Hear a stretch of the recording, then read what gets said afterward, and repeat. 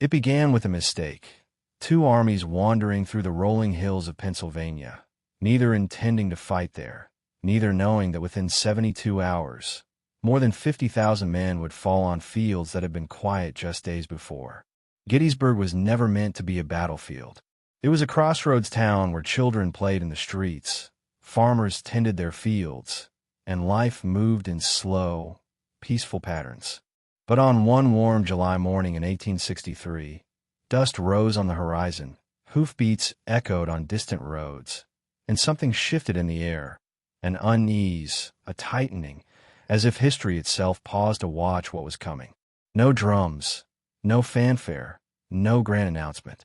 Just a single crack of a rifle in the stillness, one shot that rippled outward like a stone dropped into a calm pond, pulling thousands of men, mile by mile, straight into a collision none of them could escape.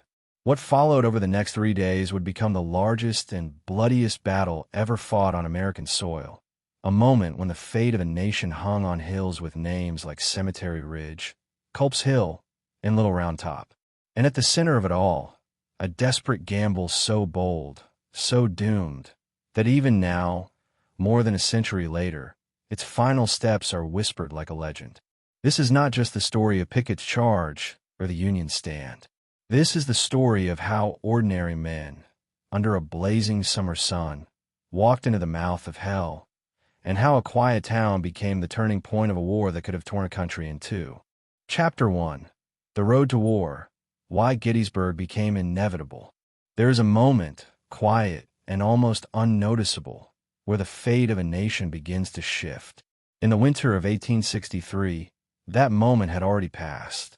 Neither side knew it yet, but the path to Gettysburg had already been laid.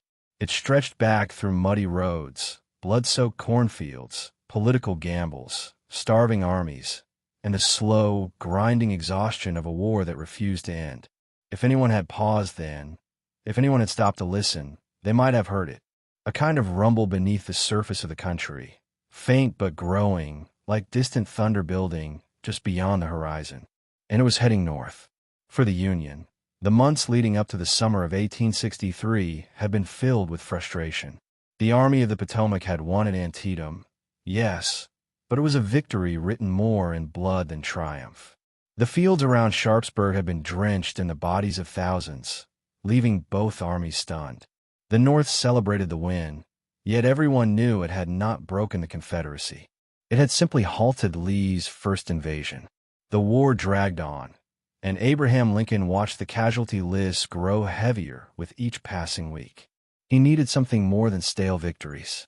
He needed meaning, direction, a strike at the heart of slavery itself. And so he made a decision that changed the war overnight. On the first day of January, 1863, the Emancipation Proclamation took effect. It declared enslaved people in the rebel states free. The sound of it echoed far beyond the political halls of Washington.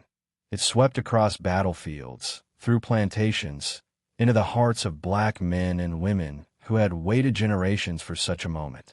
But the proclamation also did something else. It hardened the resolve of the Confederacy. What had once been a war for independence now took on a grim new purpose: to preserve a way of life built on bondage. Every Southern soldier, every politician, every plantation owner understood that if they lost now, the institution that shaped their world would collapse. This shift in moral and political stakes meant the South had no intention of retreating into exhaustion. And Robert E. Lee, commander of the Army of Northern Virginia, knew it. He could feel the pressure closing in on him. His victories had been dazzling.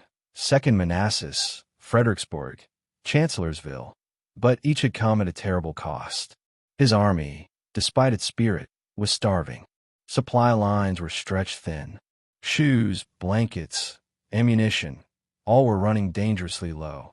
The land of Virginia had been picked clean after 2 years of continuous marching and foraging. Lee needed relief, and he needed it soon. So he looked north. It was not the first time he had considered such a move. The previous fall, after the Maryland campaign, he had been forced back across the Potomac, his army battered and depleted. But now, in the summer of 1863, he saw an opening. The Union was struggling with leadership turmoil. General Hooker's confidence had shattered after the disaster at Chancellorsville, and the Army of the Potomac seemed unsure of its purpose. Morale wavered. The Northern public doubted. Lincoln's administration felt the pressure of upcoming elections. And across the world, in Britain and France, political leaders watched carefully, waiting to see if the Confederacy might still prove itself worthy of recognition. Lee understood something that many politicians did not. Wars are not just won with bullets. They are won with perception, with timing, with the appearance of strength.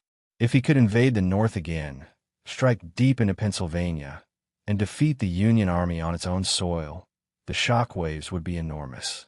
Northern support for the war might collapse entirely. Calls for peace could grow too loud for Lincoln to ignore. And foreign powers, seeing a Confederacy that could defeat the Union at home, might finally step forward with diplomatic recognition or even military support. But beyond the political calculations, there was something more practical and more desperate. Pennsylvania held what Virginia lacked: food, horses, grain, supplies stored in barns and warehouses untouched by war. The rolling farmlands were rich and full. Lee's army could march through the state and take what it needed to survive the coming months. It would feed his men. It would clothe them. It would, in his mind, give the Confederacy time. There was another reason, quieter but no less important. Lee wanted to relieve pressure on the people of Virginia. His home state had endured enough. The endless tramp of boots across its fields had left farms in ruin. Families starved, cities struggled, and resentment simmered. By moving the war northward, Lee hoped to give Virginians a chance to breathe, to plant, to recover even a little from the weight of conflict. Still, the choice was bold, almost reckless.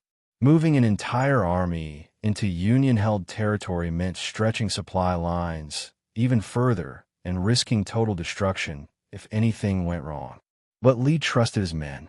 He trusted his commanders. He trusted momentum.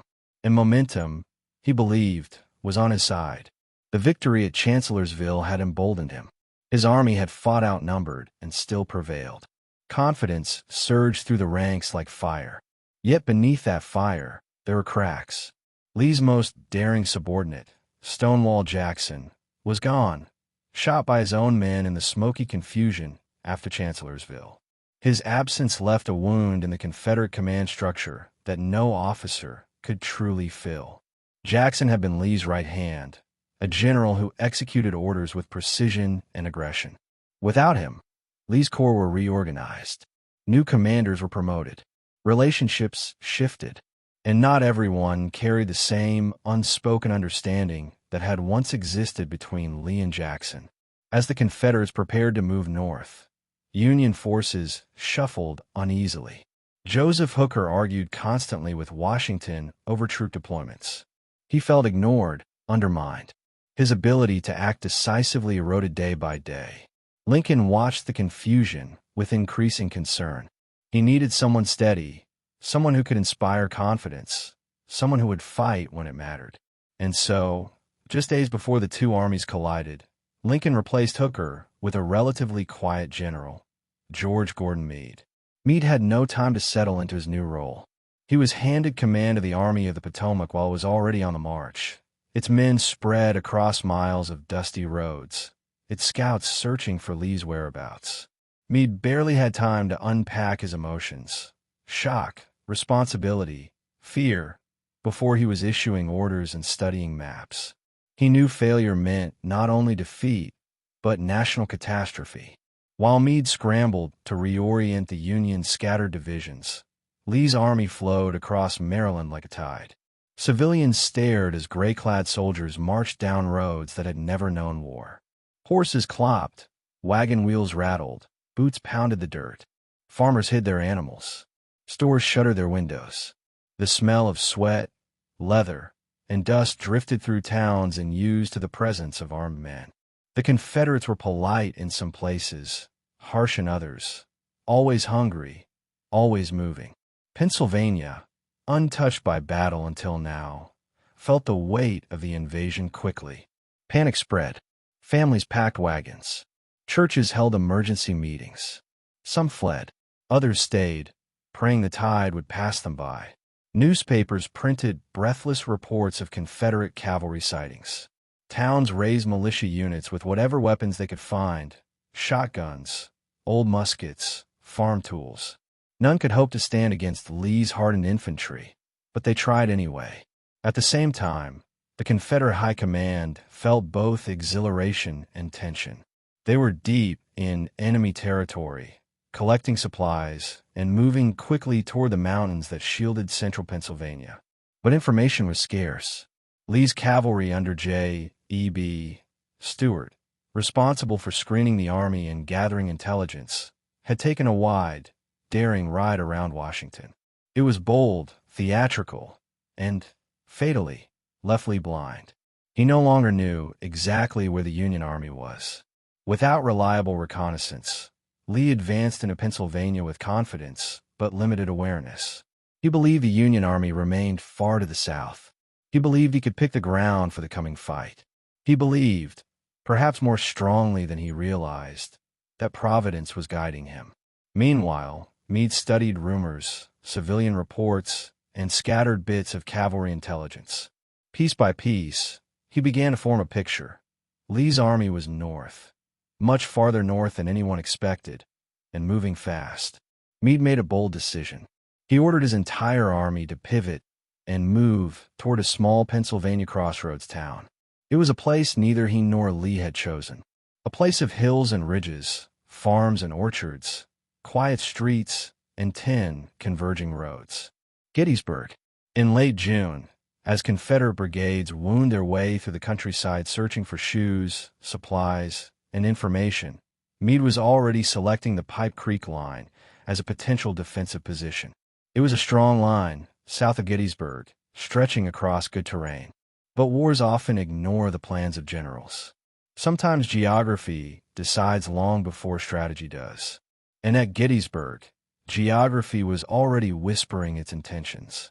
On the eve of battle, the Union cavalry commander John Buford approached the town and saw something others missed. He saw the ridges, the hills, the open fields perfect for defense. He saw the crossroads that would funnel two armies into a collision neither could avoid. And he knew, in a kind of cold certainty, that a storm was gathering.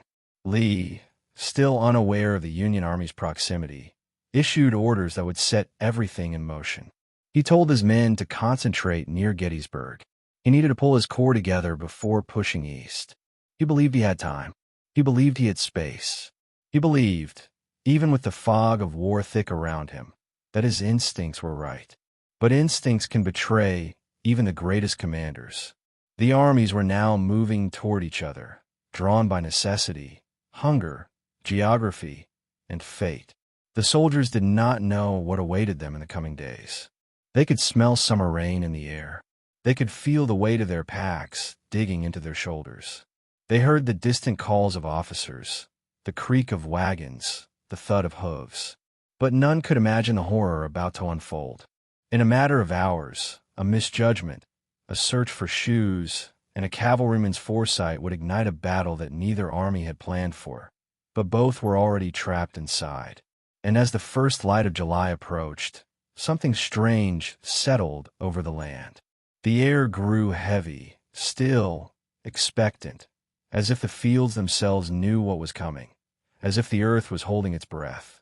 Because the road to Gettysburg was no longer a possibility or a prediction. It had become inevitable, and the first shot was only a sunrise away. Chapter 2. The Invasion of Pennsylvania. Lee crosses the Potomac. There is a strange, almost eerie silence that settles over an army when it begins to slip across a river it is not meant to cross. In late June of 1863, that river was the Potomac, swollen from rain and thick with mud along its banks, and the silence belonged to tens of thousands of Confederate soldiers moving northward in the pale dawn light. They stepped into the shallow edges of the water with rifles slung, packs biting into their shoulders, the cold current swirling around their boots. Some whispered a prayer. Others said nothing at all. They knew what the crossing meant. It was not just another march. It was an invasion. As the last wagons rolled up to the riverbank, and the creaking wheels began to splash into the water, a sense of purpose settled over the Army of Northern Virginia. They were leaving the Confederacy behind, literally stepping out of their own country and entering Union territory. The air felt different on the far side, heavier, unfamiliar, carrying sense of farmland untouched by war. The men noticed it immediately. Fresh earth, tall grass, ripening wheat that had not been trampled down by soldiers or scorched by artillery fire. It was the smell of a world that had not yet learned what war could do to it. For Robert E. Lee, standing among his officers and watching his army fan out across the Maryland countryside, this moment carried both hope and immense strain. His coat hung lightly on his shoulders, his hair streaked with gray that had grown more pronounced since Chancellorsville. His face was calm, but beneath the surface, 1,000 calculations ran through his mind. Every step north was a promise and a risk. He was pushing deep into enemy territory with little knowledge of Union troop movements, trusting that boldness would outweigh uncertainty. Maryland greeted the Confederates with a mix of fear, curiosity, and resentment. Some families shut their doors tight as columns of gray and butternut uniforms passed. Others watched from porches, unsure whether to cheer, flee, or simply stare. The Confederates themselves were struck by the contrast. Towns looked fuller, cleaner, wealthier than those in Virginia. Houses were painted. Fences stood straight. Children played along the roadside until their mothers grabbed them and pulled them inside. Everywhere, the soldiers saw abundance, something they had not known in a long time. As the march continued, Confederate foraging parties spread through the countryside searching for what the army desperately needed: food, clothing, livestock, and especially shoes. Many soldiers marched barefoot, their soles hardened, but still vulnerable on the rocky turnpikes. When they found a stack of boots in a shop or a crate of shoes in a warehouse, they seized them quickly, often leaving behind Confederate bills that everyone knew were worthless. In Maryland, civilians complained bitterly, but the Confederates spared most property out of Lee's strict orders. Pennsylvania, however, would soon feel a different kind of pressure. While Lee's army pressed forward, J.E.B. Stuart, the Confederacy's flamboyant cavalry commander, was slipping around the right flank of the Union Army in one of the boldest, or most reckless, rides of the war. His horsemen thundered through gaps in Union lines, capturing wagons, clashing with patrols, and gathering supplies. But in doing so, Stuart cut himself off from Lee, disappearing behind enemy lines with no way to send reports. The Confederate army advanced blind. Lee scanned the roads ahead with a growing unease. He had always depended on Stuart for eyes and ears. Now he had neither. Back in a Union command, Joseph Hooker was unraveling. He argued with Washington over troop positions, felt insulted by political interference, and bristled at being second-guessed. His temper flared. His confidence cracked. Lincoln had seen enough. On June 28th, Hooker was replaced with George Gordon Meade, a man who had not asked for the role, had not prepared for it, and was still half asleep when a messenger delivered the orders. Meade read the message twice in disbelief. He was now responsible for stopping the Confederate invasion. No time to adjust. No time to hesitate. He mounted his horse and rode through the night to catch up with his new army. The men of the Army of the Potomac reacted with mixed emotions. Some hardly knew Meade. Others trusted him more than Hooker. But all understood what the change meant. The enemy was coming north fast, and they needed a leader who could match that urgency. Meade did not waste a moment. As soon as he arrived, he unfurled a massive map across a table, studied troop placements, and issued sweeping orders. He pulled his divisions into motion, pivoting them toward Pennsylvania. The chase was on. As the Confederates crossed into Pennsylvania, the atmosphere shifted dramatically.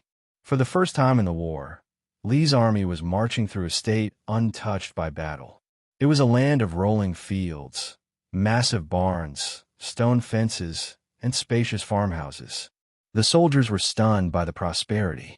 They saw cattle grazing in open pastures, hay stacked neatly in sheds, orchards heavy with fruit. To men who had lived off cornbread, parched vegetables, and whatever scraps could be scavenged, This was a feast waiting to happen. Some locals were sympathetic. Many were not. Small towns emptied almost overnight. Church bells rang warnings. Newspapers ran frantic bulletins. The rebels are coming. Pennsylvania's governor called for emergency militia. Men grabbed whatever weapons they could find, shotguns, hunting rifles, family heirlooms, and rushed to join volunteer units. Women hid valuables, buried silverware in gardens, packed wagons, or fled to distant relatives. The fear was palpable. The sight of Confederate soldiers marching under battle flags sent shivers through communities that had never imagined war would touch them directly. Yet Lee's army was not a single enormous mass. It moved like three great rivers: Longstreet's Corps, Ewell's Corps, and A.P. Hill's Corps. Each took separate roads, spreading through the countryside like a web. This fragmentation allowed faster movement, but made coordination harder, especially without Stuart's cavalry scouting ahead. Lee believed he had time and space to maneuver.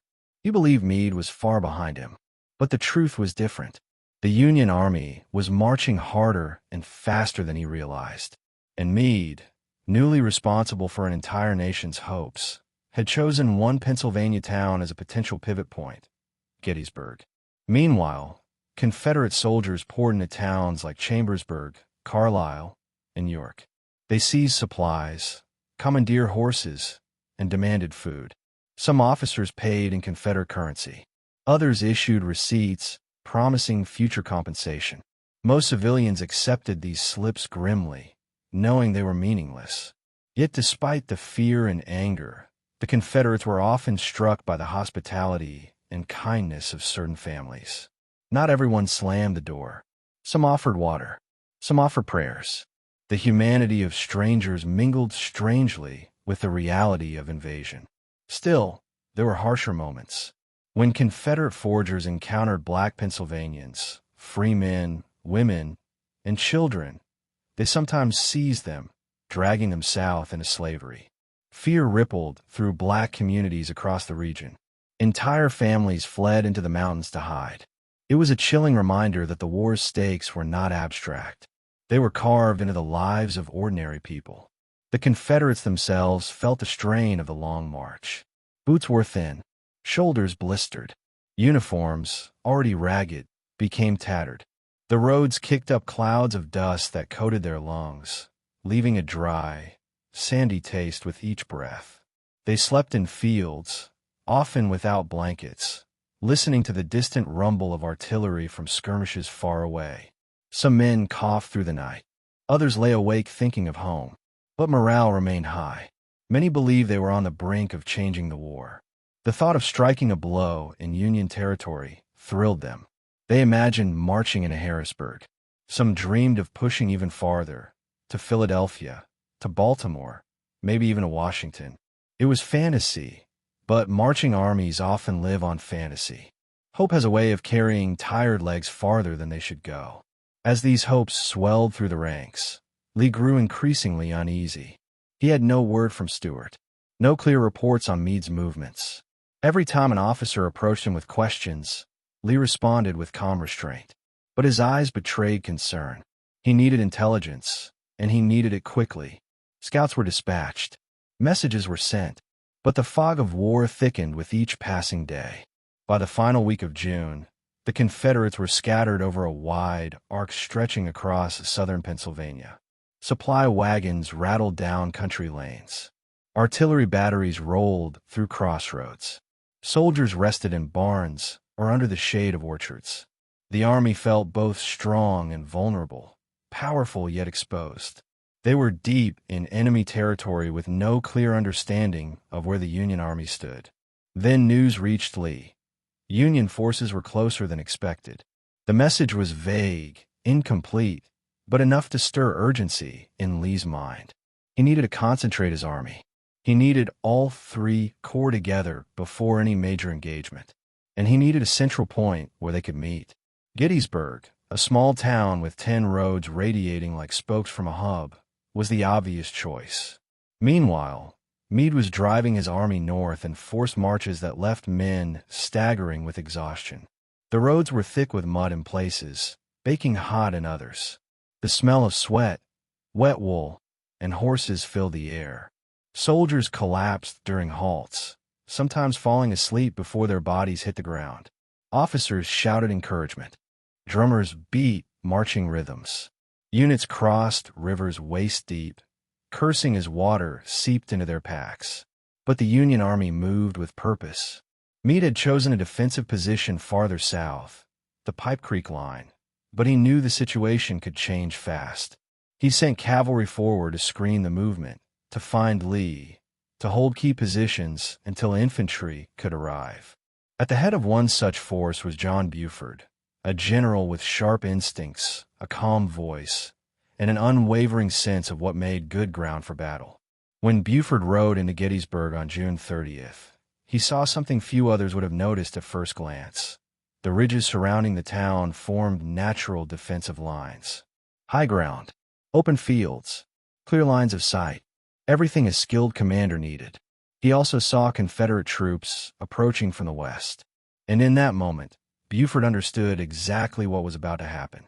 He dismounted, stood in the middle of a quiet street, and whispered to one of his officers, "They will come on in the morning."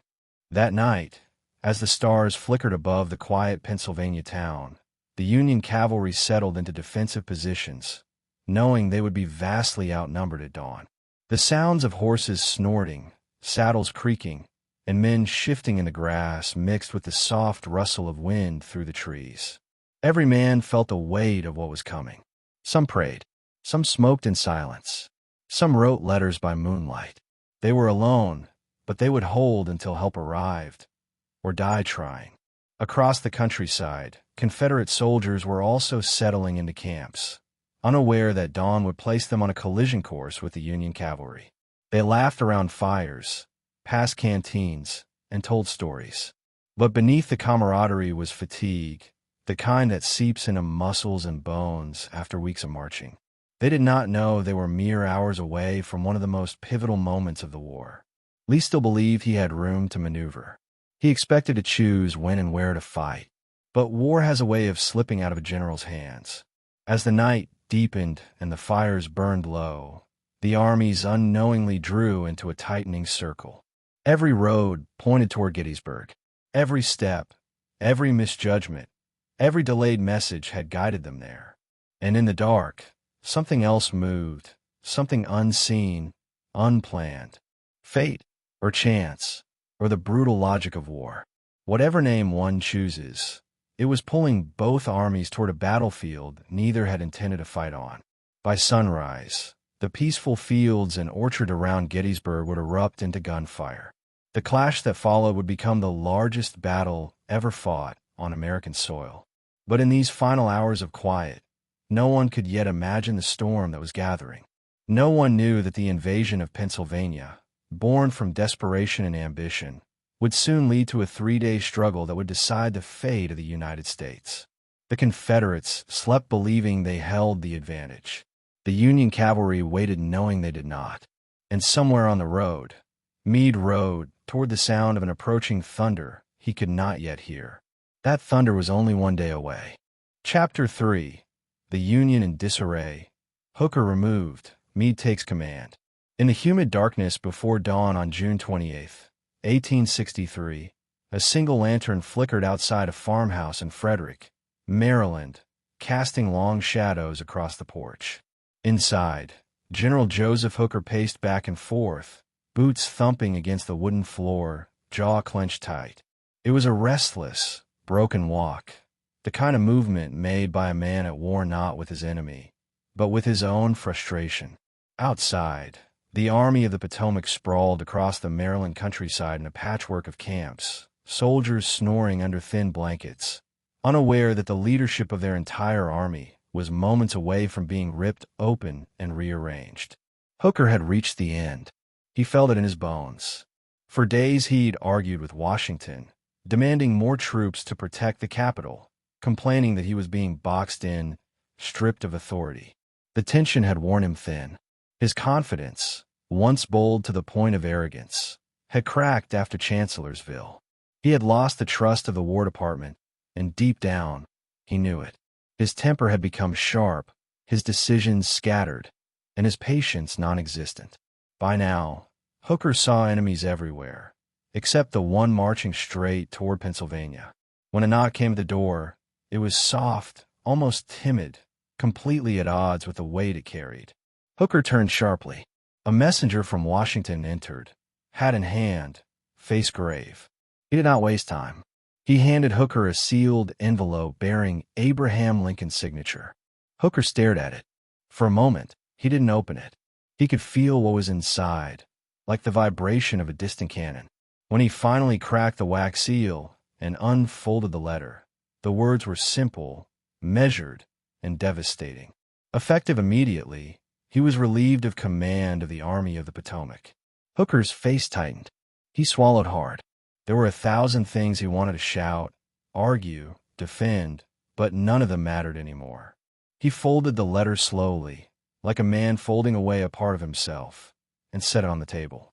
Outside, the lantern flickered again, its light trembling in the early morning breeze. He knew he had lost the confidence of the president. He knew the army needed new leadership, but the sting was still deep, sharp, humiliating. His command was gone, and the Confederates were already deep in the North. That same morning, miles away, another general stirred in his sleep. George Gordon Meade, thin-faced and serious, was jolted awake by the pounding of hooves outside his tent. A courier rushed in with breathless urgency. Meade, still half asleep, blinked at the man who stood before him. Dirt streaked across his cheeks, eyes wide. The courier handed him a letter. Meade frowned, sat up, and broke the seal. He read it once. Then again. He had been appointed commander of the Army of the Potomac. Meade stared at the paper, stunned. The weight of the army, the fate of the nation, had just been dropped on his chest like a stone. He hadn't asked for this. He hadn't lobbied for it. He hadn't even known Hooker was being removed. He had gone to sleep a corps commander and awakened the leader of the entire Union Army at the height of a Confederate invasion. It took him a moment to breathe. Around him, the camp remained unaware. Fires crackled. Coffee boiled. Soldiers joked and yawned as if nothing in the world had changed. But everything had. Meade folded the letter carefully, his fingers trembling just slightly. He knew there was no time to question the decision. No time to doubt. No time to adjust. Lee was marching through Pennsylvania, and the Army of the Potomac was dangerously out of position. Meade pulled on his coat, mounted his horse, and rode to Hooker's headquarters. Their meeting was awkward but surprisingly civil. Hooker, still simmering with frustration, handed over command with a curt nod. Meade accepted it with quiet gravity. There was no triumph in his eyes, no pride. Only responsibility. Only fear of failure. Only the urgent understanding that the Confederacy was moving faster than anyone had expected. Minutes later, Meade was back in the saddle, the reins in his hands, scanning maps, and issuing rapid orders. He studied the terrain, the roads, the scattered positions of his corps. It was a nightmare. Units spread out across dozens of miles, supply lines tangled, intelligence reports incomplete, cavalry stretched thin. Everything was a mess. But Meade's mind moved with disciplined speed. He had always been a planner, a man who lived inside maps and strategy. Now he had to think not as a division commander or a corps commander, but as a general responsible for the lives of more than 90,000 men. He called for his chief of staff, General Daniel Butterfield, and together they spread a massive campaign map across a wooden table. Candles flickered, casting moving shadows over the ridges and roads drawn in ink. Meade's fingers traced the contours of Pennsylvania. He noted the mountains, the ridge lines, the creek beds. He pointed to Taneytown, then to Emmitsburg, then to Westminster. He discussed supply routes, fallback positions, potential defensive lines. And amid all of it, one name appeared repeatedly, circled in pencil because of its strategic significance: Gettysburg. Still, Meade's first instinct was caution. He didn't want to be caught fighting on ground he hadn't chosen. He didn't want to be forced into a defensive stand without preparation. So he selected a line farther south, the Pipe Creek line near Manchester, Maryland. Strong ground, good visibility, excellent defensive terrain. If Lee moved south, Meade could pull back and meet him there. But war rarely waits for perfect positioning. As Meade began shifting the Army of the Potomac northward, the soldiers immediately felt the difference in leadership. Under Hooker, confusion had become common. Orders were unclear, arrival times uncertain, strategy muddled. Under Meade, everything snapped into focus. Couriers were dispatched. Divisions received precise marching routes. The army began to pivot like a massive machine, regaining coherence after days of disarray. But even as they marched with renewed purpose, the men whispered anxiously. They had just lost their commander on the eve of battle. Many did not know Meade. Some questioned him. Others admired him. But all understood the gravity of the moment. They could smell war in the air. They could hear rumors spreading through the ranks. Confederates spotted near Chambersburg. Confederate cavalry seen near York. Lee's army closer than anyone had realized. The roads north were choked with marching men. The thunder of boots and artillery wheels created a constant vibration through the earth. Horses snorted, wagons rattled, officers shouted orders that echoed over hills and fields. Sweat stung the men's eyes. The heat pressed down like a hand. Dust coated their mouths with a dry, bitter taste. The scent of leather, gunpowder residue, and unwashed wool filled the air. Every mile felt like a race. A desperate chase to intercept Lee before he reached Harrisburg or Philadelphia. Meanwhile, Meade wrestled with his own doubts. He was a cautious commander by nature, a man who valued deliberate planning. But here, planning had already been overtaken by necessity. The Confederates were moving fast, and his cavalry was scattered. He needed information. He needed to know where Lee was. And with J.E.B. Stuart roaming behind Union lines on his grand cavalry raid, the Confederates knew almost nothing about Meade's movements. The fog of war clouded both sides, but it was Meade who felt its weight more heavily. He had just taken command. He had everything to prove. One mistake, one misjudgment, could lead to disaster. So he relied heavily on his cavalry. He ordered Buford to push north with urgency. He ordered Gregg and Kilpatrick to probe Confederate positions. Couriers galloped in and out of headquarters, carrying intelligence reports scribbled in haste. Every update shifted the picture slightly, revealing glimpses of Confederate movements, but never the full shape of Lee's intentions. Meade's stress grew sharper. His eyes darkened. His voice turned stern, clipped. His officers noticed, but none blamed him. An entire nation rested on the decisions he made in these hours. He scarcely slept.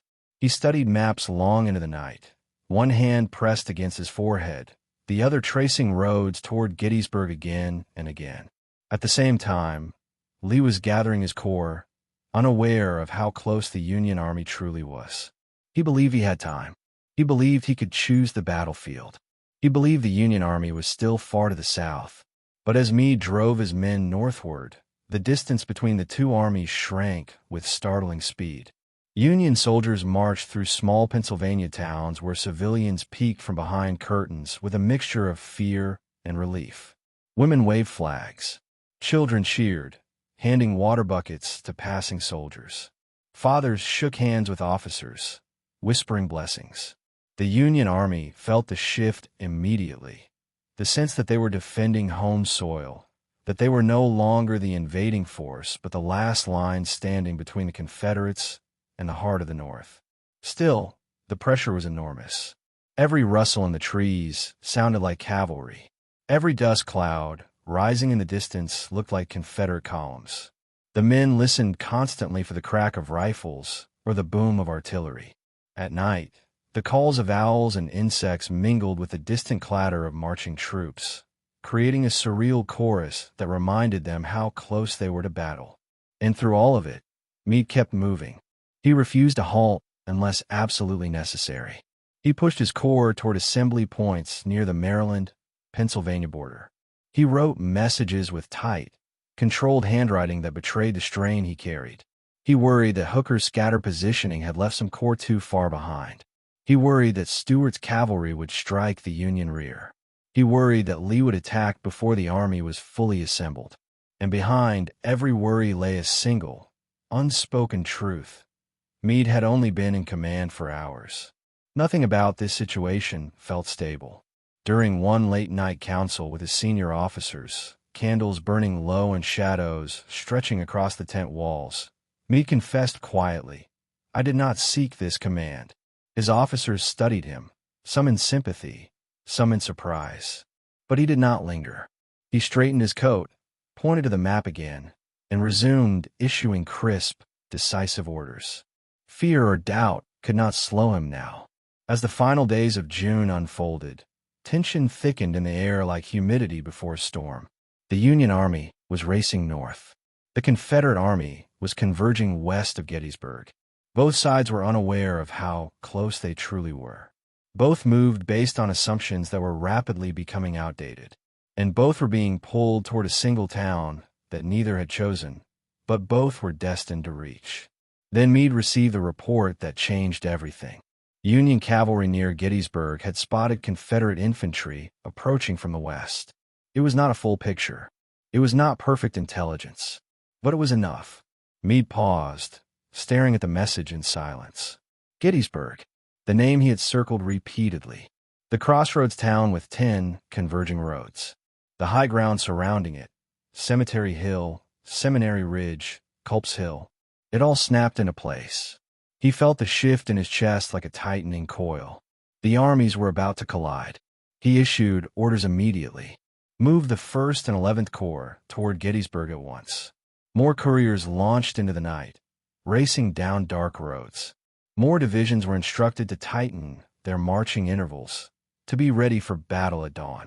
Meade did not intend to fight at Gettysburg, but he understood that war does not ask permission. As the sun set, the Union Army continued its relentless march. The moon rose over their columns, casting pale light across bayonets and worn bluecoats. The night air tasted of smoke, dust, and anticipation. Some soldiers whispered that they could feel the Confederates close by. Others claimed to hear distant gunfire carried on the wind. They were not wrong. On the outskirts of Gettysburg, John Buford's cavalry scanned the ridges and watched Confederate skirmishers forming in the fields beyond. He saw what Meade could not yet see. He understood what Lee did not yet understand. The first spark of the greatest battle on American soil was already glimmering in the darkness. And as Meade pushed his army northward through the night, his fate, and the fate of the nation, was galloping ahead of him, straight toward the streets of Gettysburg, waiting to erupt with the first shot at dawn. The calm before that explosion was almost over. Chapter 4. The March Toward Gettysburg, a town about to be changed forever. The night before Gettysburg became a battlefield, the town lay beneath a soft summer darkness, warm and strangely peaceful. Fireflies pulsed above the tall grasses. Horses snorted quietly in barns. The faint chiming of a church bell drifted over the rooftops, marking the late hour. It was the kind of night where nothing seemed urgent, where tomorrow promised to be just another day of shopkeepers sweeping their doorsteps, children running down dusty streets, and farmers tending to cornfields that swayed gently in the breeze. But beneath this calm, two armies were moving in silence, inching closer with each passing hour, carried toward Gettysburg by decisions far beyond the town's control. John Buford was one of the first to sense the storm. As his cavalry approached Gettysburg from the south, he studied the ridges surrounding the town with the sharp, practiced eyes of a man who knew exactly how a battlefield could be born in an instant. He rode along the quiet streets, the hooves of his horse echoing softly, and glanced up at the sloping rise of Cemetery Hill. He turned to the west and saw McPherson's Ridge standing like a natural barricade. He scanned the fields stretching out beyond Seminary Ridge, glowing faintly under the moonlight. He saw everything he needed to see in a single sweep, a battlefield waiting to happen.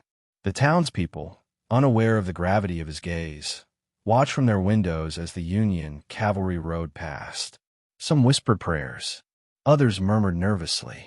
They had heard rumors of Confederate soldiers nearby, stories of gray uniforms spotted on the distant hills, of pickets wandering through farms, of rebel cavalry raiding barns for horses. But rumors had become so common in recent weeks that many dismissed them as the nervous exaggerations of sleepless families. Yet tonight felt different. The presence of Union cavalry brought a sense of urgency that no rumor could match. Buford dismounted near the Lutheran seminary and spoke quietly with his officers. He pointed toward the ridges, toward the town, toward the distant shadows northwest of Gettysburg. His voice was calm, steady, but beneath the calm lay an unmistakable tension. He knew what was coming in the morning. He could feel the weight of it pressing against the warm night air. He ordered his men to take up defensive positions at first light. They would hold the high ground until the Union infantry arrived, no matter the cost. While Buford was setting his lines, civilians inside Gettysburg tossed restlessly in their beds. Few slept soundly. The night was thick with unease. Dogs barked at distant movements. A baby cried in a farmhouse outside town. Somewhere, a lone rider galloped across the fields, the sound sharp and unsettling. Even the wind seemed to carry a strange, heavy hush. Gettysburg had been a crossroads town for generations, but never had its 10 converging roads felt as ominous as they did tonight. Every path, every lane, every dusty trail seemed to be pointing not just toward the center of town, but toward a moment that would change the course of the war. Just a few miles to the west, Confederate brigades under Henry Haight were camped along the road, unaware that they were closer to Union cavalry than Lee had intended. The soldiers sat around low campfires, cooking what little food they had left. The smell of roasting corn, damp earth, and burning wood drifted through the air. Some men joked quietly, their laughter tired but sincere. Others lay back on their rolled blankets, staring up at the stars. Most believed tomorrow would bring nothing more than a simple reconnaissance mission, perhaps a short skirmish. They had been told there was a cache of shoes in Gettysburg. Shoes, something so simple, so desperately needed, that the promise of them had become a driving reason for Haight's advance. But the truth was darker, more layered. Haight had no clear knowledge of Union forces in the area. Stuart's cavalry was still far from Lee, and the Confederates were stepping deeper and deeper into a fog of uncertainty. Tomorrow's encounter would not be about shoes. It would be about survival. Back in town, Mayor David Kennel Hart paced his parlor floor, glancing anxiously out the front window. He had spent the day hearing conflicting reports. Confederates were near Cashtown. Union troops had been seen riding south of town. Farms west of Gettysburg had been visited by gray-clad scouts. But without confirmation, he could do little but prepare for the worst. He worried for the people in his care. He worried for the farms that fed the town. And he worried, in the deepest part of his heart, that Gettysburg might soon be swallowed by the war that had ravaged the rest of the country. The morning of July 1st still sat hidden beneath the horizon when the first movements began. Before dawn, Buford's pickets were already climbing onto McPherson's Ridge, adjusting their saddles, tightening their reins, preparing their rifles. The sharp smell of gun oil mixed with the sweet scent of clover in the fields. Dew clung to the grass, soaking their boots as they walked along the fence lines. They whispered to one another, their voices low and tense. "Rebs will be here soon," one muttered. "By the time the sun hits that ridge," another replied. They were not wrong. To the west, Confederate troops stirred awake, stretching stiff limbs, brushing dirt from their uniforms. Officers issued quiet orders. Drummers beat soft rhythms to rouse sleeping soldiers. The sky began to lighten just enough to reveal the silhouette of the distant hills. A cool morning breeze rolled down from the mountains, carrying with it the faint scent of pine and wood smoke. As the first rays of sunlight brushed the rooftops of Gettysburg, the town was already in motion. Local women filled buckets at wells. Farmers hurried to secure animals, pushing livestock into barns. Young boys ran errands through the streets, delivering scraps of news from house to house. The tension hung heavily in the air, as if the entire town was holding its breath. Meanwhile, Lee's army, unaware of how quickly events were unfolding, continued its march toward Gettysburg. Longstreet's corps moved steadily along dusty roads miles to the west. Ewell's corps pushed eastward, exhausted but determined. A.P. Hill's corps, closer than any other, marched toward the sound of Buford's cavalry preparing for the day. Lee himself remained confident in his assumption that the Union army was still far to the south. But Meade knew better. He had been receiving reports all night. Scouts had relayed sightings of Confederate forces. Cavalry had sent urgent dispatches. And while Meade originally planned to form his battle lines along Pipe Creek, he felt the situation slipping out of his control. The Confederates were moving faster than expected. The Union cavalry was already engaged. And Gettysburg, whether he liked it or not, had become the focal point of the march. Meade issued hurried orders from his headquarters, urging his corps to move with speed.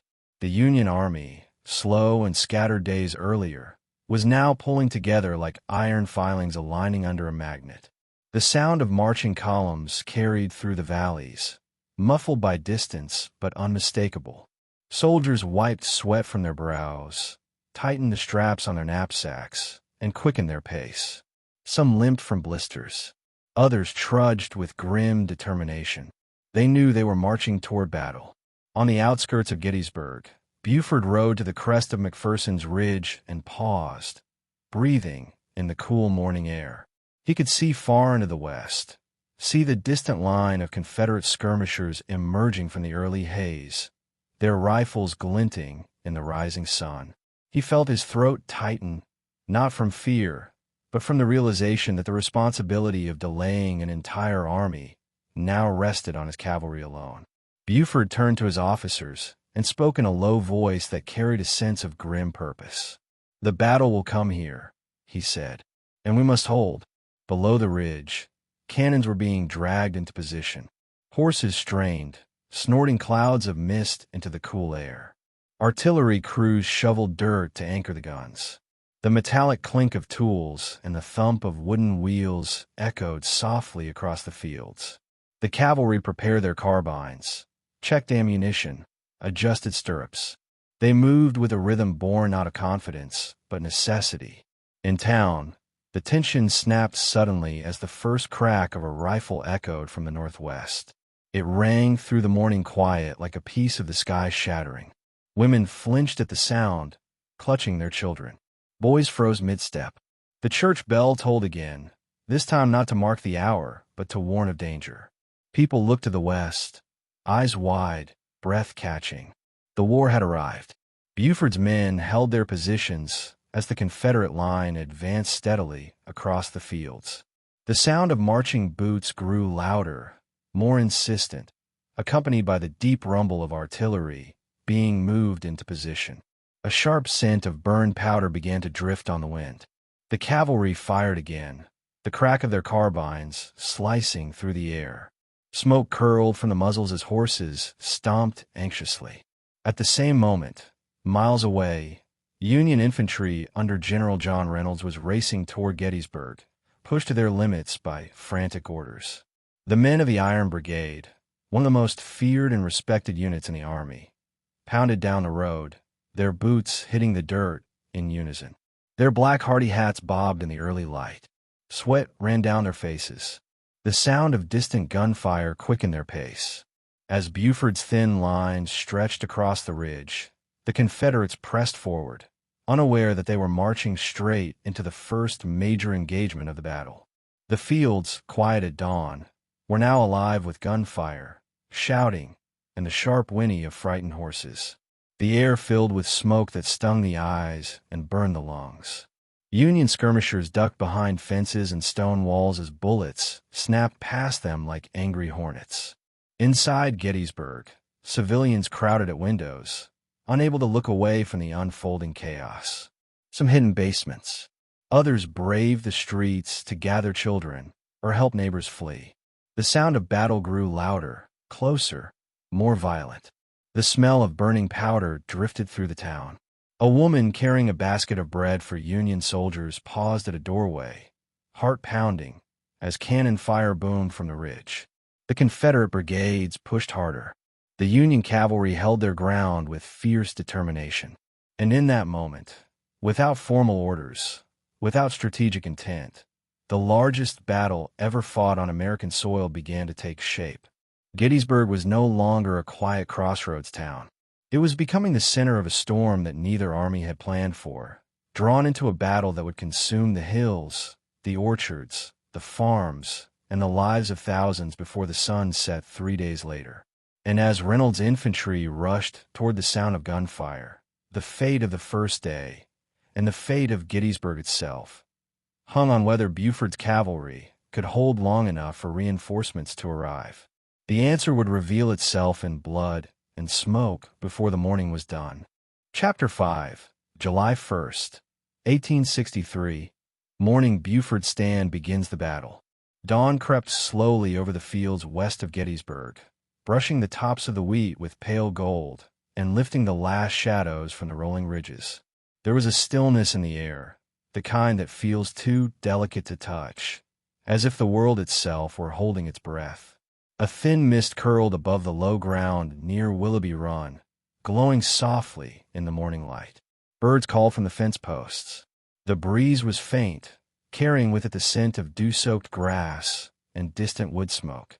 For a brief, fragile moment, it felt like any other summer morning.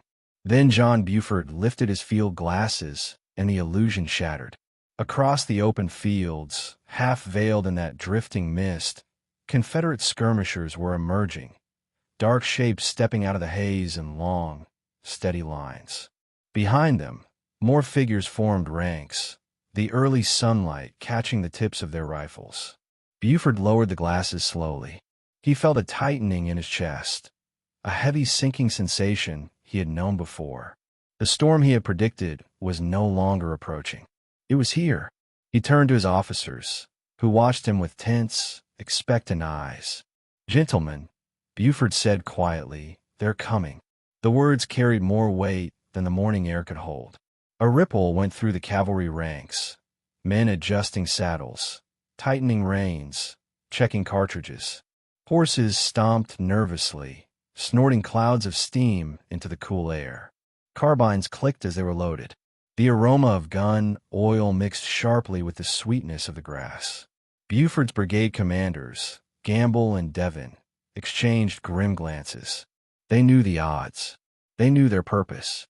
Their thin blue line was the only barrier between the Confederates and the high ground south of town.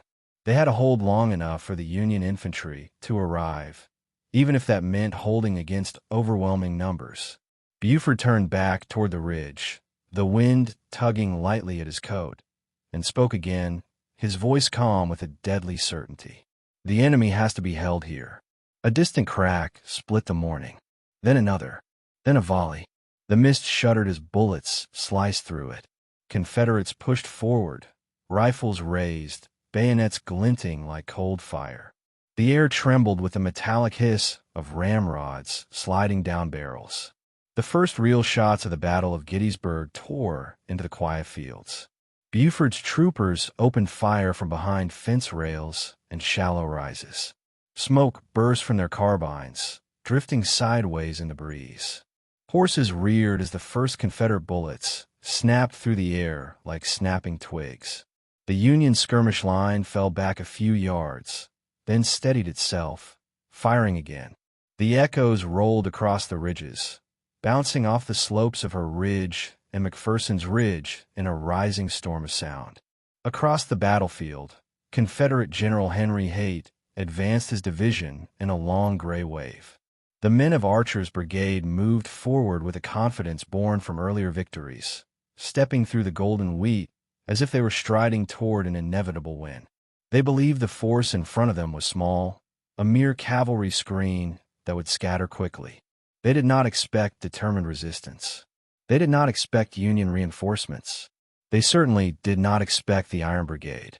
Buford watched the Confederates advance, their lines stretching farther and farther across the fields.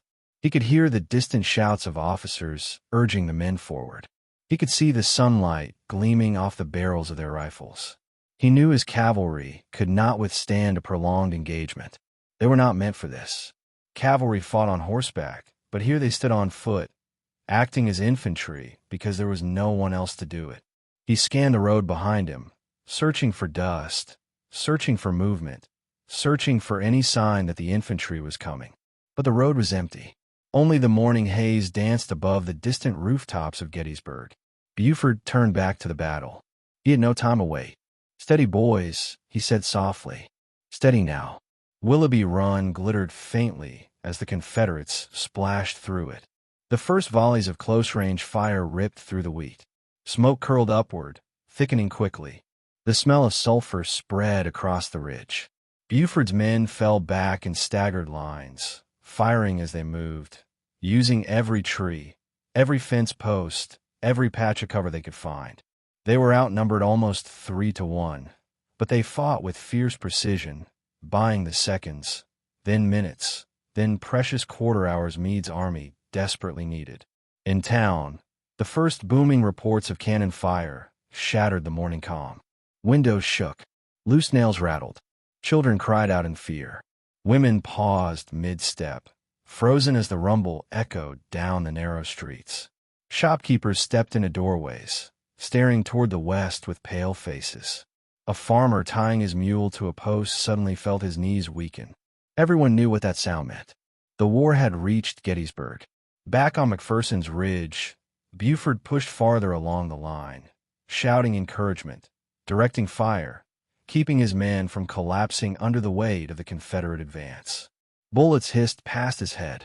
A fragment of splintered fence would slice his cheek. He barely noticed. His eyes flicked constantly toward the Chambersburg pike, still desperately searching for reinforcements. At that moment, a courier galloped up at full speed, dirt flying from the hooves. He pulled up hard beside Buford, breathless. General Reynolds is on the road. He's riding to the front." Buford's chest loosened slightly. Reynolds was coming. On the eastern edge of the battlefield, Reynolds was already urging his horse forward with a recklessness that startled even his aides. He rode ahead of the infantry, black plume bouncing on his hat, eyes burning with urgency. The sound of musketry pulled him faster. He could feel the ground tremble beneath his horse. He could smell the powder in the air before he crested the ridge. When he reached Buford, the two men exchanged a brief, electric moment of understanding. Smoke drifted between them. The crackle of gunfire echoed. Buford pointed toward the advancing Confederates. "The devil's to pay," he said simply. Reynolds nodded. He didn't need details. He had seen enough battlefields to recognize a desperate situation. He turned his horse sharply and rode back toward the infantry, shouting to the Iron Brigade to move at the double quick. On the road behind them, the Iron Brigade was already coming into view. Tall men from the Midwest wearing black hardy hats, their dark silhouettes striking against the morning light.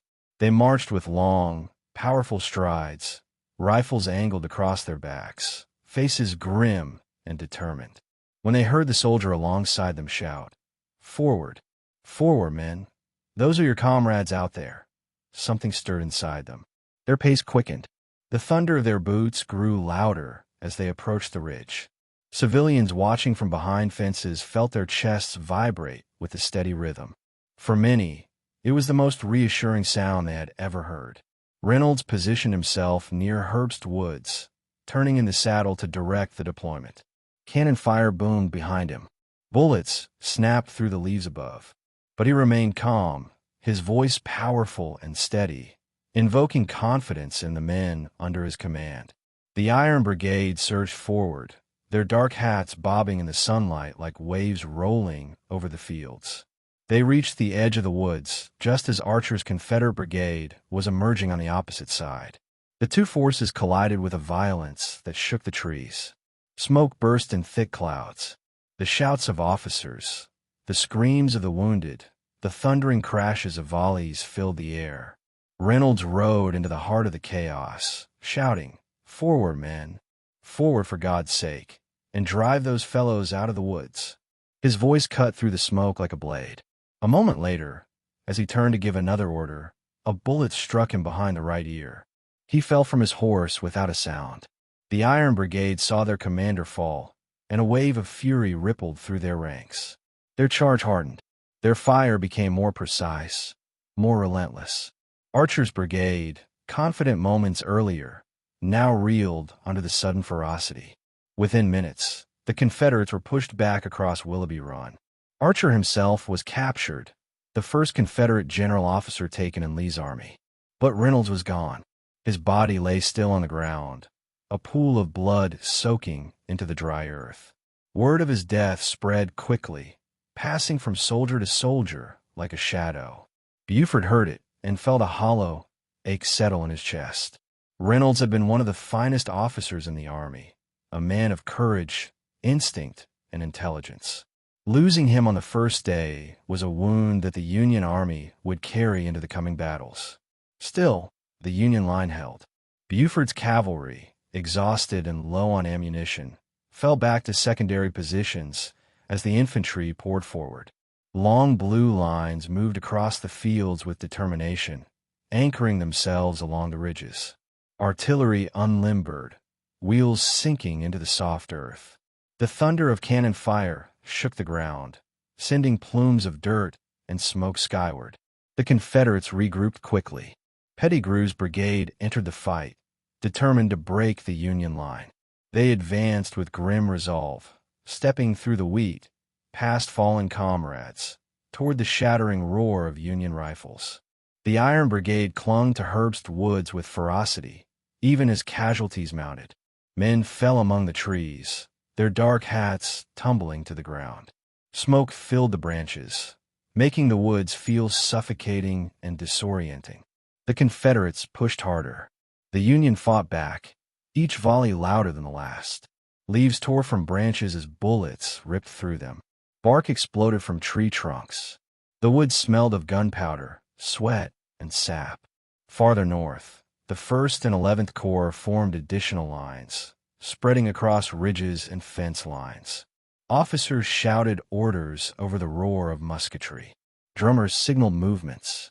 Stretcher-bearers ran back and forth, dodging fire, carrying the wounded on makeshift litters. Buford, now relieved by the infantry, rode across the battlefield, surveying the shifting lines. He felt a mix of pride and sorrow. His men had held long enough to save the high ground. They had done what needed to be done. But this was only the beginning. The Confederates were still coming. A. P. Hill's divisions emerged from the west. Ewell's corps approached from the north. More gray and butternut uniforms appeared across the fields, the scale of the battle expanding by the minute. The Union lines, stretched thin and weary, braced for the next wave. Cannon thunder shook the ground repeatedly. The sky filled with drifting smoke. Heat settled over the fields, heavy and suffocating. The sun climbed higher, casting harsh light over the unfolding slaughter. The once quiet countryside had erupted into a storm of violence unlike anything Gettysburg had ever seen. And still, Buford's initial stand held the shape of the battle. Because he had chosen the ground, because he had recognized the ridges as the key, because he had held long enough for Reynolds to arrive, the Union Army now stood in a position stronger than anyone could have predicted. But as midday approached, momentum began to shift. Fresh Confederate divisions pressed harder. The Union line grew strained. Commands grew desperate. And the battle that had begun with scattered skirmishes was transforming into a massive confrontation that would soon engulf the entire landscape. Buford's stand had bought time, but time was running out. What came next would push the Union line to its breaking point and set the stage for the brutal retreat through the streets of Gettysburg. The morning fight was only the beginning. The worst was still to come. Chapter 6, July 1st. Afternoon Union collapse and retreat to Cemetery Hill. By midday on July 1st, the fields west and north of Gettysburg were thick with gun smoke, the kind that stung the eyes and drifted in slow, ghostly sheets across the ridges. The sun beat down fiercely now, burning away the morning mist and revealing the full scale of the battle that had exploded into existence. The heat carried the metallic scent of blood, the sharp tang of gunpowder, and the earthy smell of trampled grass. The once peaceful countryside had become a landscape scarred by shattered tree limbs, torn fences, fallen men, and churned soil. The Union had fought with extraordinary determination that morning. Buford's cavalry had held the ridges long enough for Reynolds to bring his infantry into the fight. The Iron Brigade had driven Archer's men back across Willoughby Run. For a brief window, it seemed as if the Union might stabilize the lines west of town. But as the clock pressed toward afternoon, the battle began to shift, and shift violently. Confederate reinforcements arrived in steady waves. First came Pettigrew's brigade, then Brockenbrough's Virginians, then the rest of Haight's division. Their lines stretched wider and wider, pressing against Union positions with crushing pressure. The sound of their advance rippled across the fields, a deep, rumbling growl of shouted orders, pounding boots, and rifles fired in roaring volleys. On the Union side, grief over Reynolds' death still lingered like a heavy stone. His fall had shaken the morale of the First Corps, and though the men continued to fight bravely, something had shifted within them. That quiet confidence, the feeling that Reynolds' presence brought, was gone. Command passed to Abner Doubleday, a capable officer, but one without the same aura, the same instinctive trust Reynolds inspired. Doubleday attempted to steady the line, riding along the front, encouraging the men, positioning artillery on McPherson's Ridge. But he could see what Buford had foreseen at dawn. The Confederates were coming in greater numbers than the Union could match. Smoke obscured whole sections of the battlefield now, turning the wheat fields into a blurred haze. The air hissed with bullets. Union soldiers crouched behind fence rails that splintered under constant fire, choking on the dust kicked up by their own volleys. To the north, the situation grew even more precarious. The 11th Corps, under Oliver Otis Howard, was arriving on the field and stretching its divisions toward the far edge of Gettysburg. Too far, some officers warned, too exposed. But Howard faced an impossible dilemma. Reports flooded in. Confederates approaching from the west, Confederates pushing from the north, Confederates threatening to envelop the town. He had to extend his line, thin as it was, to prevent a complete flank attack.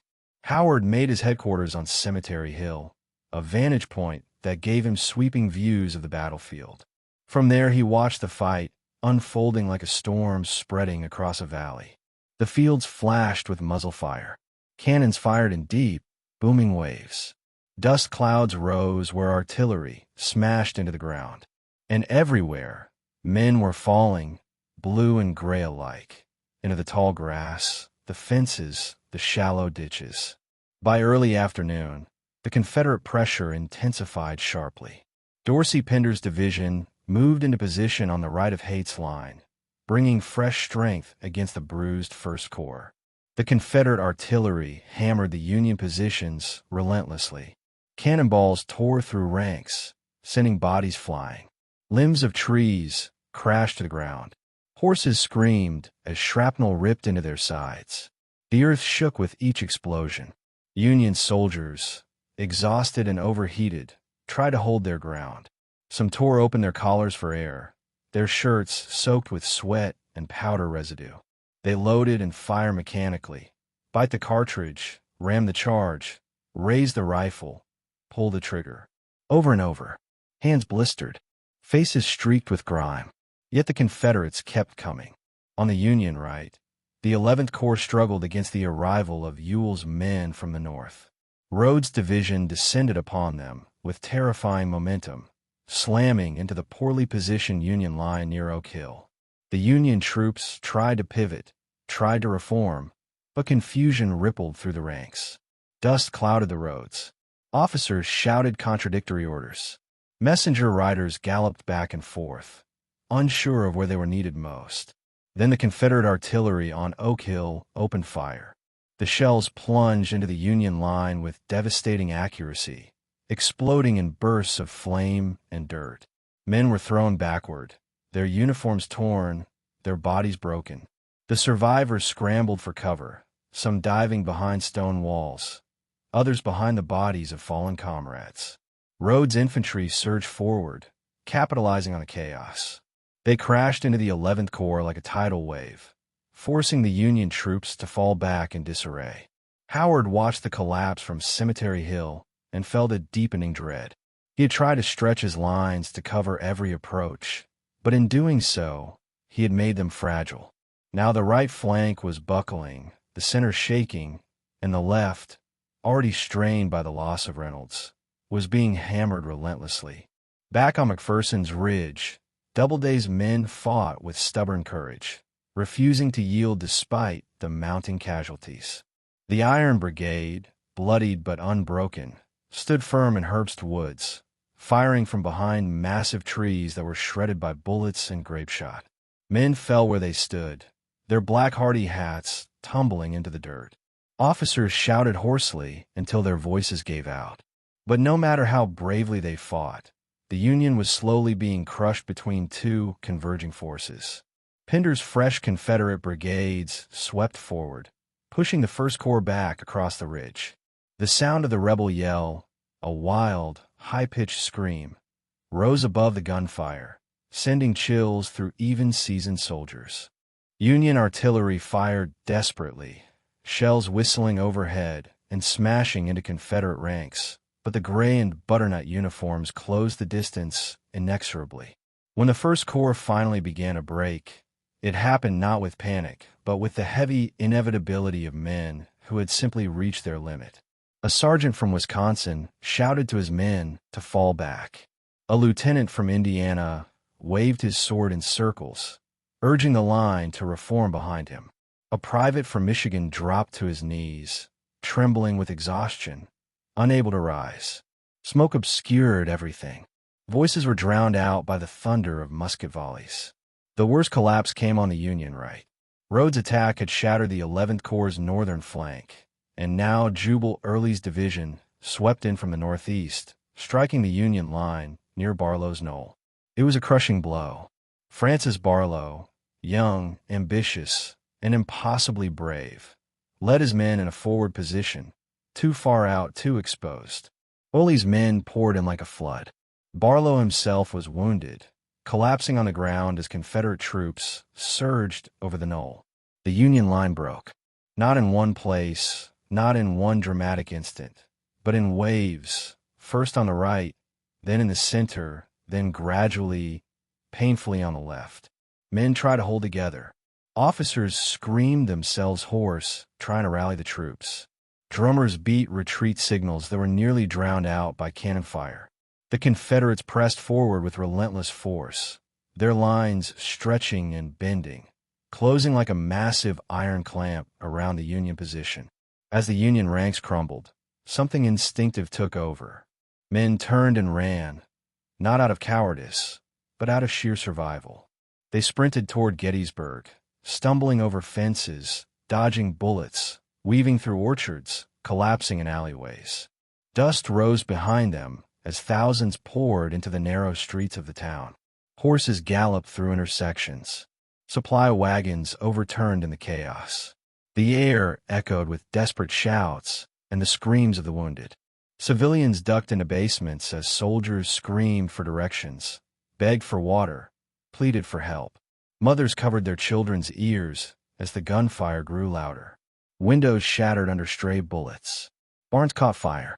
The once quiet town was now a funnel of confusion, filled with the sound of pounding boots and the distant roar of battle. Howard, watching from Cemetery Hill, knew retreat was inevitable. His face pale, his jaw tight, he ordered the troops to fall back to the hill. He knew it was the only defensible ground left.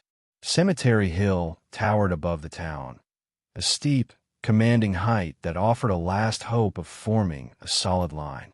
Union soldiers streamed toward the hill in chaotic waves, their formation shattered but their spirits not yet broken.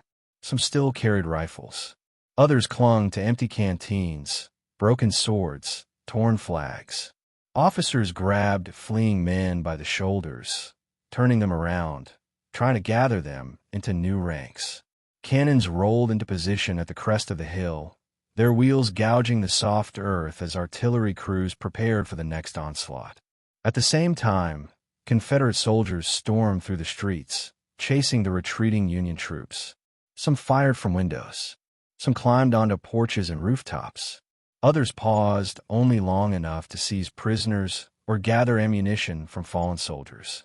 But when they reached the base of Cemetery Hill, many hesitated. The slope was steep.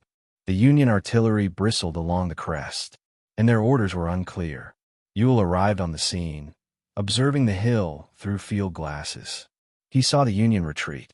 He saw the disorganized blue masses scrambling into position. He saw an opportunity to strike a decisive blow, perhaps to end the battle on the first day. But Lee's orders had been imprecise. Ewell was to attack, if practicable. It was a phrase filled with ambiguity, and Ewell, cautious and unsure of the full situation, chose not to advance. His corps held back. It was the single greatest missed opportunity of the day. As Confederate troops paused at the edge of Gettysburg, the Union Army solidified its grip on Cemetery Hill. Cannons were positioned in tight, formidable lines. Infantry regiments were formed, panting, bleeding, but resolute. Reinforcements arrived from the south. Meade's army, scattered and battered hours earlier, began to coalesce into a powerful defensive force. The sun dipped lower in the sky, casting long shadows across the ridges, as the smoke of battle drifted above the town like a somber shroud. The fields west and north of Gettysburg lay littered with the fallen, their bodies motionless in the heat of the summer afternoon. On Cemetery Hill, the Union Army prepared for the night. They had lost the first day, but now they held the high ground. Everything that would happen next, on Culps Hill, on Cemetery Ridge, on Little Round Top, would hinge on this moment. The hill was theirs, but the Confederates were coming, and the storm of July 2nd was already gathering in the darkening sky. Chapter 7. Night before the storm. The Union fishhook line takes shape. As the sun slipped behind the western ridges on July 1st, 1863, Gettysburg fell into a strange, unsettling quiet. The cannons had stopped, the musket fire had faded, and the screams of wounded men had softened to distant echoes carried on the evening wind. What remained was an eerie stillness, heavy, expectant, tinged with the iron scent of blood and the lingering smoke that hovered above the battered fields like a low gray cloud. The first day of battle had ended, and though the Confederacy stood victorious on the ground west and north of town, the Union Army now held the heights, Cemetery Hill, Culps Hill, and the southern stretch of Cemetery Ridge. High ground that would soon become the backbone of the greatest defensive line the Army of the Potomac would ever form. But as night approached, no one on either side knew how much depended on this ground, or how much blood would be shed to keep it. On Cemetery Hill, the Union survivors staggered into position like ghosts returning from the edge of death. Their uniforms were stiff with sweat and dirt. Their faces were smeared with powder and blood. Their hands trembled from exhaustion, adrenaline, and grief. They spoke little, save for ragged orders shouted by officers trying to pull shattered regiments back together. The hill that earlier had been a peaceful resting place for the dead of Gettysburg was now the last stronghold for the living. Oliver Otis Howard, commanding the 11th Corps, moved among his men with a stiff gait, his one arm pinned uselessly against his side. He watched the disorganized retreat funnel into a tighter, more controlled formation. The cemetery gatehouse stood silhouetted against the burning orange horizon, its windows reflecting the glow of distant fires. Around it, Union artillery was positioned in a bristling semicircle, guns pointing down every road leading into town. The gunners worked quickly, sweating in the fading light as they checked fuses, cleaned barrels, and distributed ammunition. Howard knew the Confederates were just beyond the town. He could feel their presence like a pressure in the air. He kept glancing toward the darkening streets, expecting gray uniforms to emerge at any moment. But they did not. Instead, the town lay in a quiet that felt more like anticipation than peace. Doors shut, windows dark. The people of Gettysburg hiding in basements as soldiers from both armies moved silently through their streets. Farther south, on Cemetery Ridge, reinforcements began to arrive. Corps after corps marched in from the Emmitsburg Road, their boots thudding rhythmically in the hard-packed dirt. The men were tired from long marches, their faces drawn, their steps heavy, but when they saw the ridges and the defensive positions forming atop them, a sense of resolve steadied them. They had not been here during the chaotic collapse earlier in the day.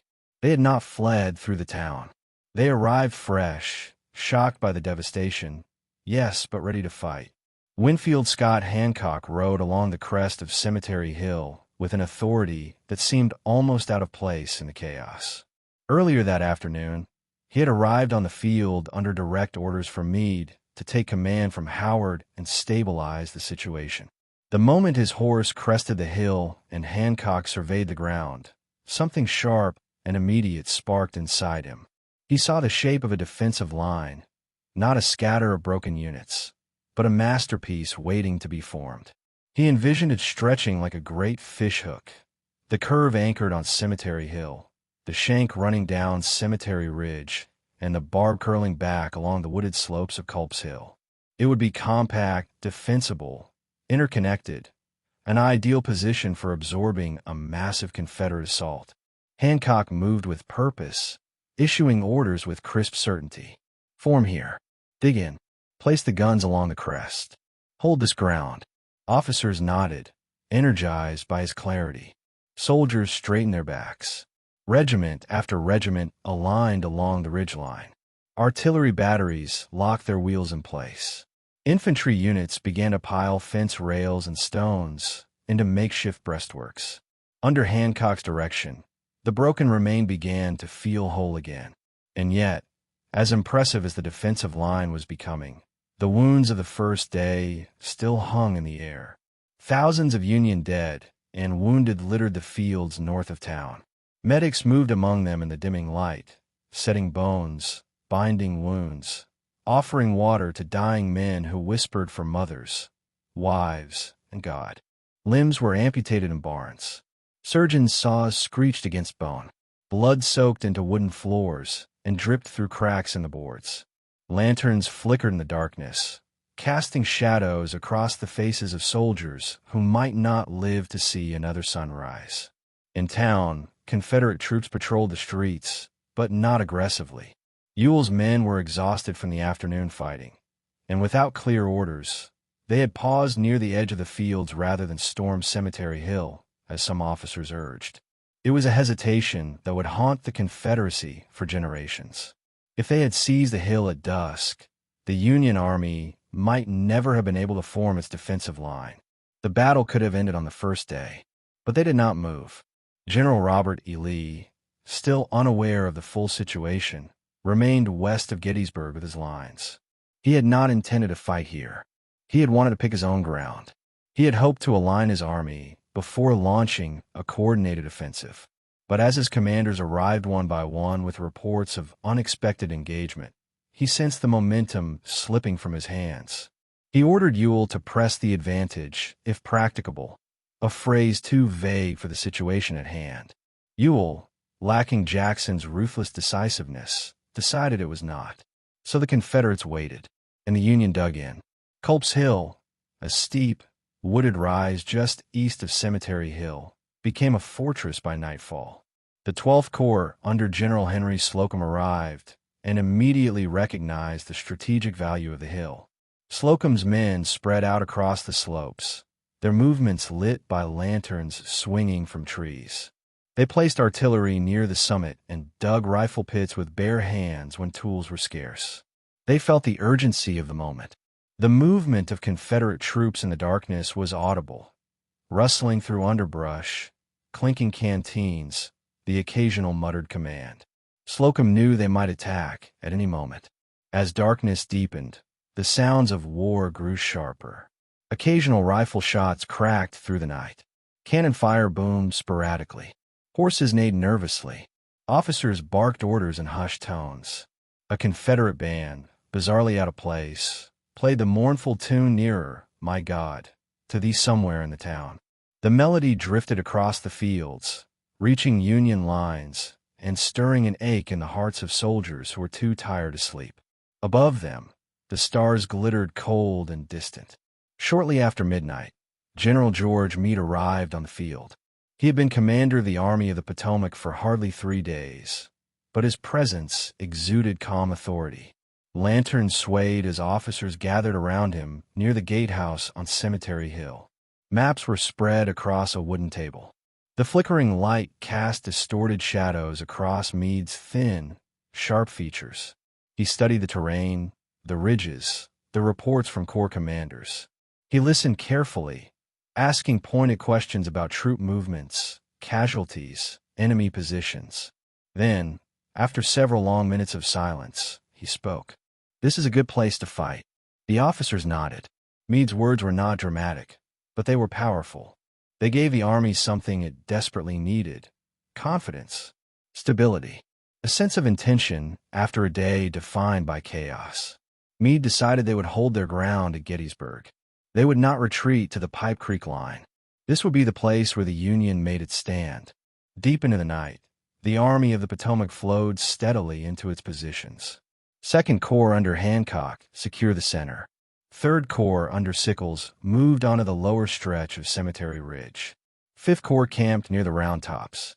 6th Corps marched all night, covering 30 miles to reach the field by dawn. Their arrival would make the Union line complete, a solid wall of blue stretching over 2 miles of ridges and hills.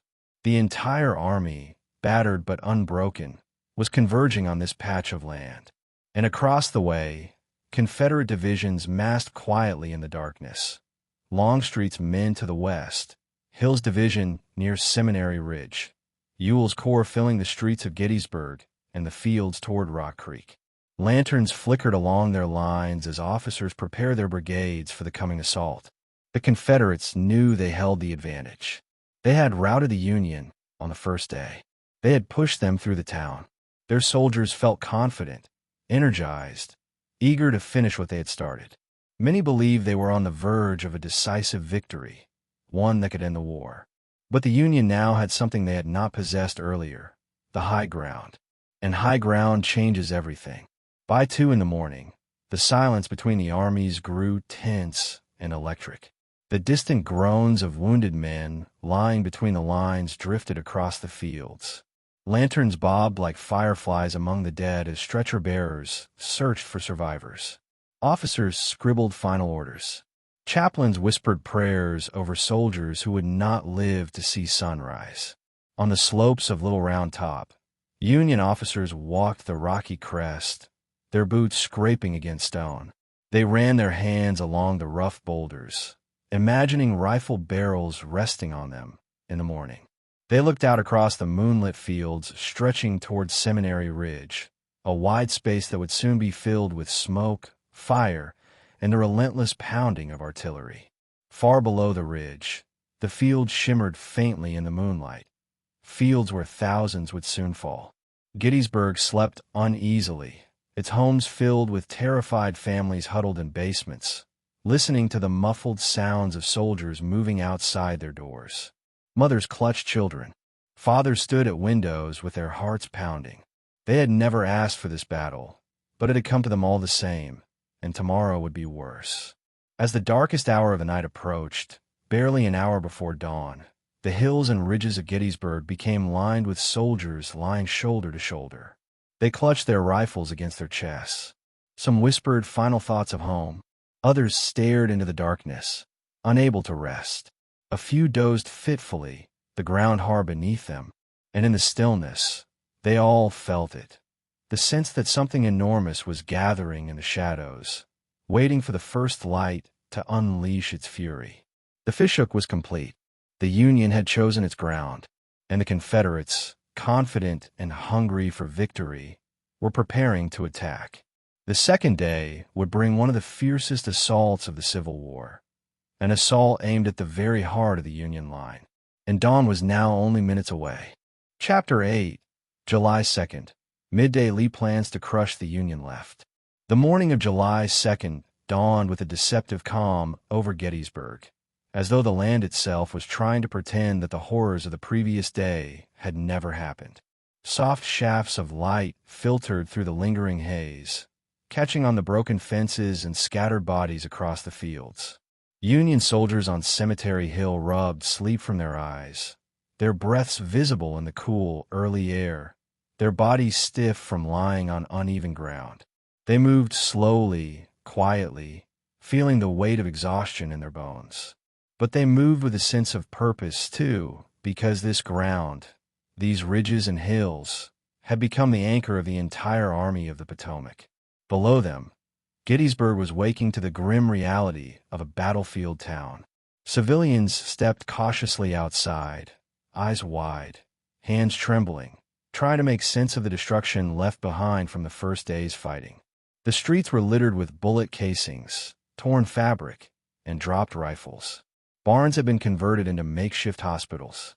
Groans of the wounded from both armies drifted up from the cellars and attic rooms where families had taken in bleeding strangers. A woman carrying a bucket of water stepped around a fallen horse lying stiff in the street, its lifeless eyes half open. She did not cry. She simply continued on her path. There was no time for tears. On the heights, Union officers shared hurried breakfasts, hardtack dipped in thin coffee, while they studied the terrain beyond their lines. From the crest of Cemetery Ridge, they could see the Confederate positions taking shape across the valley, gray and butternut soldiers moving like shifting shadows between the trees and the ridges. The blue-coated observers could not know exactly what the Confederates were planning, but they could feel the tension. Something was coming. A few miles to the west, Robert E. Lee stood near the peach orchard, scanning the Union positions with practiced, calculating eyes. The morning sun warmed his face, the rays highlighting the deep lines of fatigue and stress carved into his features. His horse, Traveler, shifted beneath him, flicking his tail of flies. Lee's officers gathered around, waiting for the general to speak, but he remained silent for a long moment. His gaze moved from Cemetery Ridge down to the Round Tops, Little Round Top and Big Round Top, two rocky hills dominating the Union left. They were steep, intimidating, but unoccupied by large numbers of Union troops. And to Lee, they looked like an opportunity. The previous day, the Confederacy had driven the Union through Gettysburg and onto these ridges. Lee believed momentum was on his side. He had not intended to fight here, but now that he was determined to finish what had begun. If he could strike the Union Army hard enough, if he could break its left flank, he might roll up the entire line like a carpet. The victory would be decisive, perhaps even war-ending. Next to Lee stood James Longstreet, his most trusted corps commander. Longstreet's thick beard framed a face filled with worry rather than excitement. He had fought alongside Lee in countless campaigns, and he respected him deeply. But Longstreet did not like what he saw. He believed attacking a strong position was madness. He favored maneuver, not frontal assault. He wanted to swing the Confederate Army around to the south, between the Union Army and Washington, force Meade to attack them on good ground of their choosing. But Lee shook his head gently, firmly. "The enemy is there," he said, pointing toward the ridge, "and I'm going to strike him there." Longstreet inhaled through his nose, slow and frustrated, the way a man does when he knows arguing will achieve nothing. He tried again, calmly, reasonably. "The Union is in a strong position, sir," he said. "If we move around them, they will have to attack us." Lee turned to him, his voice soft but unwavering. "They are in position, General. We will attack." The decision was made. Lee's plan was simple in theory, but incredibly dangerous in execution. He would send Longstreet's corps in a powerful assault against the Union left. The attack would begin near the peach orchard, sweep through the wheat field and the Devil's Den, seize Little Round Top, and continue up Cemetery Ridge. As the Union left collapsed, the rest of the Confederate line would strike deeper into the blue defenses. If all went well, the Army of the Potomac would crumble. But there was a problem, several in fact. Longstreet's corps was not ready. His divisions were still arriving on the field, exhausted from long marches. Some were miles away, and the Confederate maps of the terrain were inaccurate. The ridges, the rocky ground, the twisting roads, they all conspired to confuse and delay the deployment. And Longstreet, still unhappy with the plan, moved slowly. Too slowly. The delay would haunt the Confederates as the day unfolded. Meanwhile, on the Union side, General George Meade was meeting with his corps commanders at the Leicester House, a small white farmhouse at the rear of Cemetery Ridge.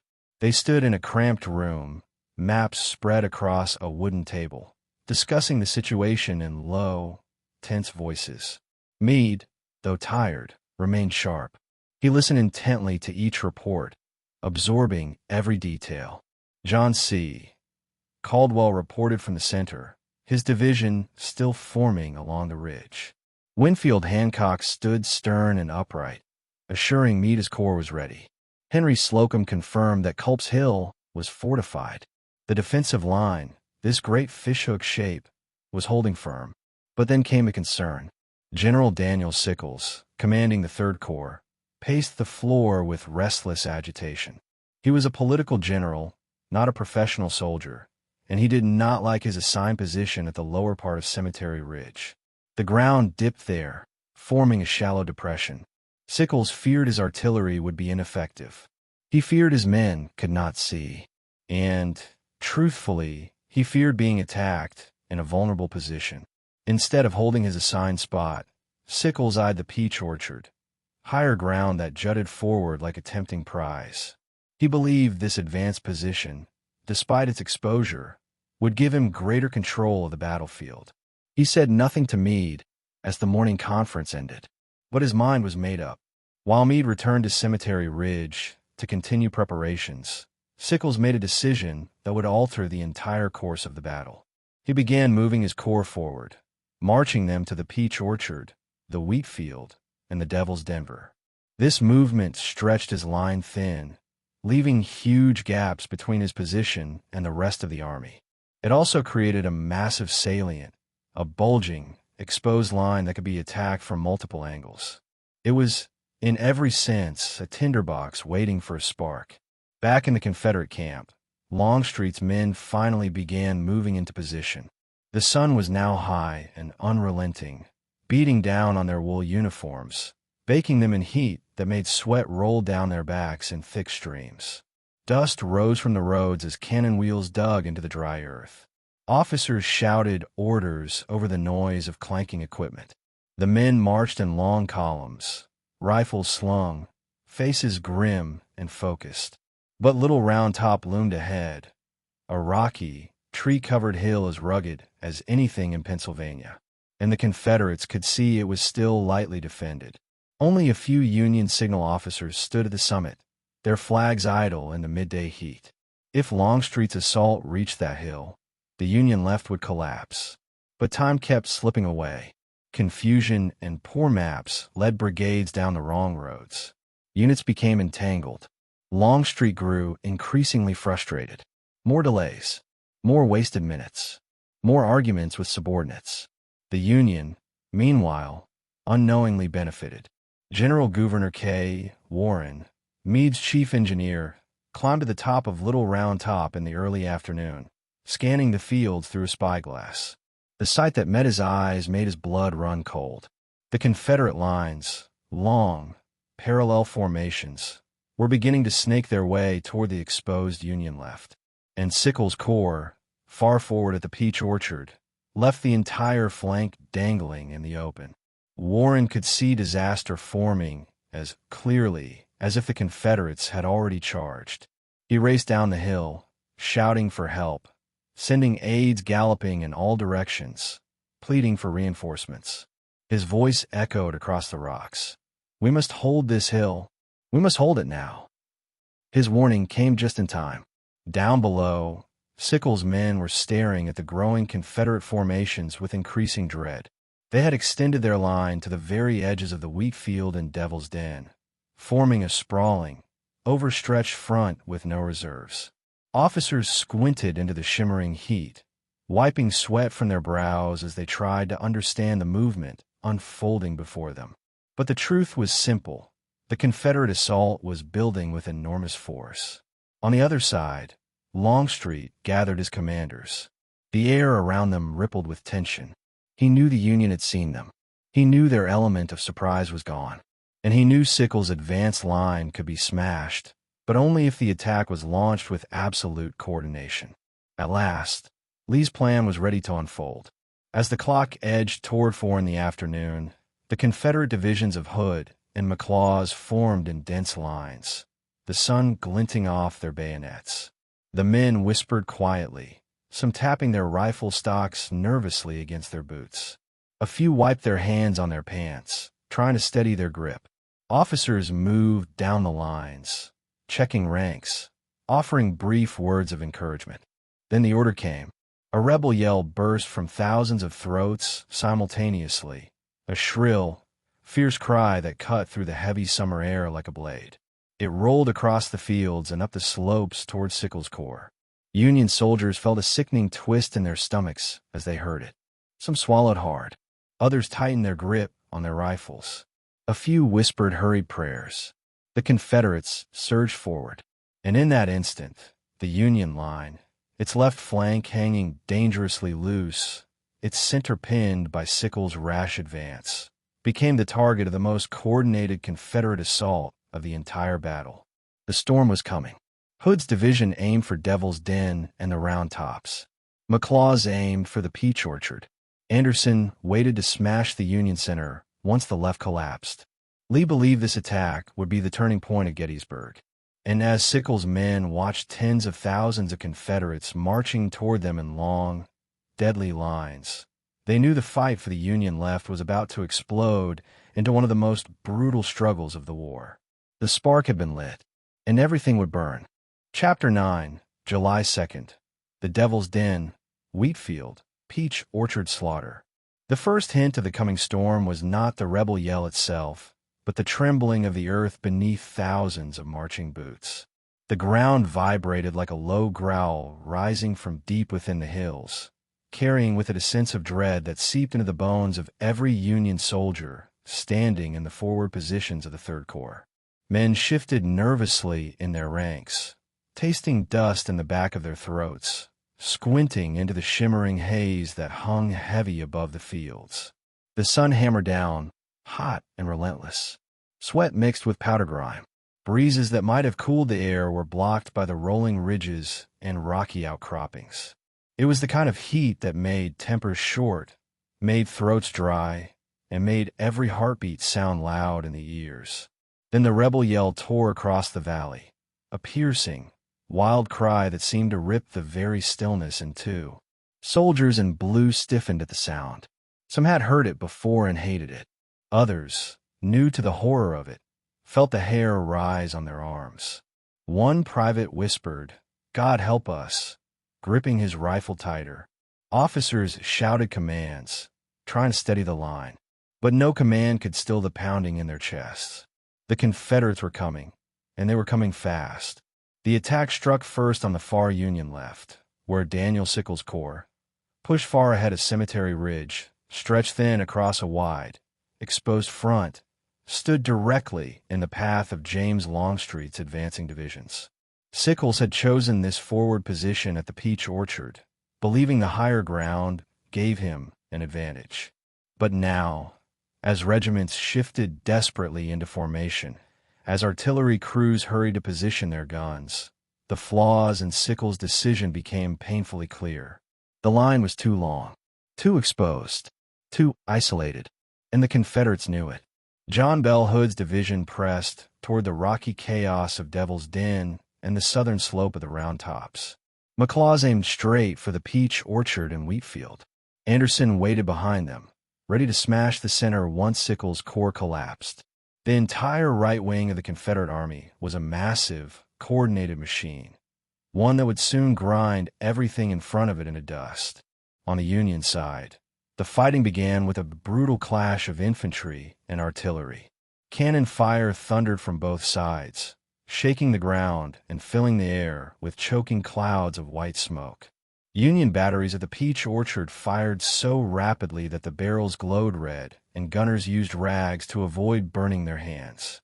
Artillery shells whistled overhead, exploding into geysers of dirt and splintered wood. The sound was deafening, a constant, rolling roar that reverberated across the fields.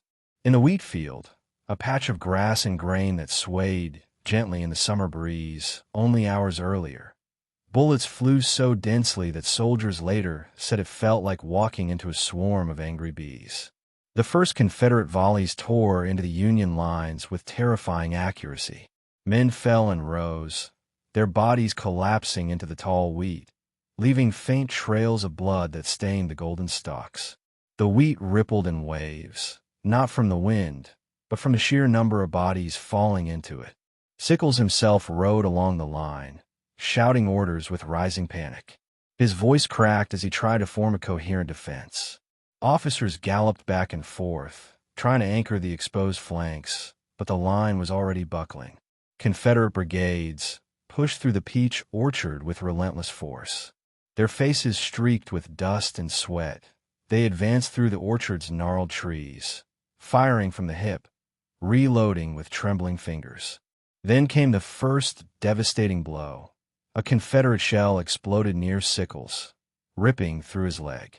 Men rushed to him as he slumped in the saddle, his face contorted in agony. Blood poured down his boot. An aide wrapped a tourniquet around his thigh, while Sickles clung to consciousness long enough to mutter an eerie, almost calm sentence.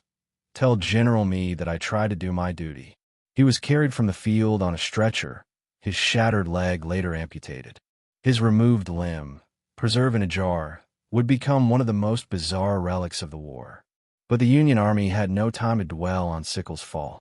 His collapse left the Third Corps leaderless and disintegrating under the weight of the Confederate onslaught. The salient at the peach orchard crumbled first. The Confederates surged forward, overrunning Union batteries, sending gunners fleeing from their smoking guns. Artillery horses, terrified by the chaos, reared and screamed as bullets tore through their flanks. Broken limbers smoldered. Smoke blanketed the orchard until the trees looked like dark silhouettes inside a white fog. Meanwhile, Devil's Den, an ancient outcropping of boulders twisted into jagged, towering shapes, became the site of savage, intimate combat. Hood's Texans and Alabamians swarmed the rocks, firing from behind boulders, climbing over ledges, bayoneting Union sharpshooters hidden in the crevices. The air filled with the echoes of ricocheting bullets striking stone. The rocks acted like percussion instruments, each impact sending sharp, metallic cracks through the heat-thick air. Union soldiers dug into the rocks, firing desperately down the slopes, their hands shaking from fear and exhaustion. Powder smoke seeped between the cracks in the boulders. The ground shook with explosions. One soldier later said, "It was like fighting inside the mouth of hell." The Confederates surged upward again and again. The Union held as long as they could, but they were outnumbered, outflanked, and overwhelmed. Slowly, painfully, Devil's Den fell to Hood's men. Confederate sharpshooters then climbed the rocks and began picking off Union officers on Little Round Top, each shot echoing like the crack of doom. Meanwhile, the wheat field descended into madness. As the Confederate brigades pushed deeper into the tall grain, Union reinforcements arrived. First Caldwell's division of the Second Corps, then parts of the Fifth Corps, then elements of the Sixth. The wheat field became a swirling vortex of movement and death, with lines forming, reforming, collapsing, and surging forward again. The ground became so slick with blood that soldiers slipped as they charged. The wheat, once golden, turned red in wide, ragged swaths. Caldwell's men fought with desperate ferocity, their bayonets flashing in the sun as they clashed with South Carolinians and Georgians in hand-to-hand combat. Men grabbed each other by the throats, shoving rifles into ribs, tearing at uniforms as they wrestled in the bloody grass. Officers waved swords above their heads, shouting commands that were lost in the roar of musketry. A battery commander near the edge of the wheat field fired round after round until every gunner beside him lay dead or wounded. He stood alone for a moment, a single man beside a row of silent cannons, before a bullet struck him in the chest and dropped him beside his guns. Then the Confederates broke through. The Union line reeled backward. Caldwell's men fell back in disorder. The wheat field, conquered at last, became a killing ground as retreating soldiers were cut down by musket fire. Fallen men lay so thickly that the wounded had to push bodies aside to breathe. Back at the peach orchard, disaster deepened for the Union. Confederates smashed through Sickles' salient and poured into the gap, striking at the exposed flanks of the Third Corps. Panic spread as men realized they were being surrounded. Officers tried desperately to rally their troops, but the lines disintegrated. Regiments broke. Men ran toward Cemetery Ridge, stumbling over the bodies of their own comrades. Through the chaos, General Winfield Scott Hancock rode into the melee like a force of nature. His presence alone seemed to pull order out of the swirling madness. He shouted commands with all the authority of a man who understood that everything hung in the balance. "Hold the line. For God's sake, hold the line." His voice cut through the din, and soldiers responded instinctively, tightening their formations around him. But Hancock could not be everywhere. In the center, McLaws' assault crashed into Union lines with devastating force. Brigades collapsed under the pressure. Union flags disappeared into the melee. Cannon fire shredded advancing Confederates, but still they came, pushing closer with every volley. Little Round Top, still lightly defended, trembled on the edge of disaster. While Devil's Den fell and the wheat field was soaked in blood, Colonel Strong Vincent and his brigade raced up the hill at the last possible moment. Vincent, young and brilliant, understood instantly what Warren had seen earlier. If Little Round Top fell, the Union army would be destroyed. He placed his men along the ridge in a desperate attempt to plug the gap left by Sickles' advance. Minutes later, Hood's Texans reached the slopes of Little Round Top, and now the fight for the entire Union left came down, quite literally, to inches. As the sun sank lower, its heat still harsh and unyielding, shadows stretched across the slopes. The Confederates charged again and again, each time getting closer. Vincent moved constantly along the line, shouting orders, steadying his men, refusing to yield. His courage inspired everyone around him, but it came with a price. A Confederate bullet struck him, lodging deep. He collapsed among his men, his face pale, his breath shallow. He would die days later, never knowing he had helped save a Union line. Below him, near the base of the hill, the fighting in the rocks became so fierce that some soldiers found themselves stabbing at enemies only a few feet away. Rifles jammed. Bayonets broke. Men grappled with bare hands. The cries of the wounded echoed off the stone walls. Blood smeared the rocks. Smoke curled like a living creature through the crevices. McLaws' men surged towards Cemetery Ridge. Anderson's brigades moved up behind them, adding even more weight to the assault. The Union center groaned under the pressure. Regiments buckled. Lines trembled. But despite the chaos, despite the slaughter unfolding across the Peach Orchard, Wheat Field, Devil's Den, and Little Round Top, the Union was not broken. Not yet. Hancock continued to reinforce the lines. 5th Corps arrived in time to fill the gaps. Artillery from Cemetery Ridge hurled shells into Confederate ranks. And as the fighting reached its climax, as the sun dipped behind Seminary Ridge and cast the battlefield into shadow, the Confederate assault began to lose cohesion. Their lines grew disordered. Officers struggled to control the chaos. Units bled themselves dry on the sun-scorched fields. At last, with darkness closing in and casualties mounting beyond comprehension, the Confederate advance lost its fury. The attack slowed, then faltered, then stopped. The guns, which had roared so violently for hours, fell strangely silent. Crickets chirped. The wind carried the faint smell of burned powder and blood.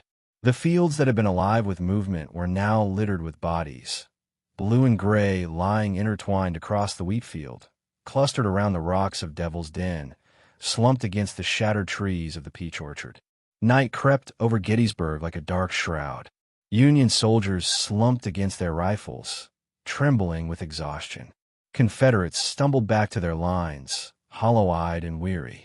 Surgeons lit lanterns in makeshift hospitals. Medics dragged wounded men from the rocks, lifting them over bodies that still lay warm. And in the quiet, both sides understood something terrible. The slaughter of the second day was only a prelude.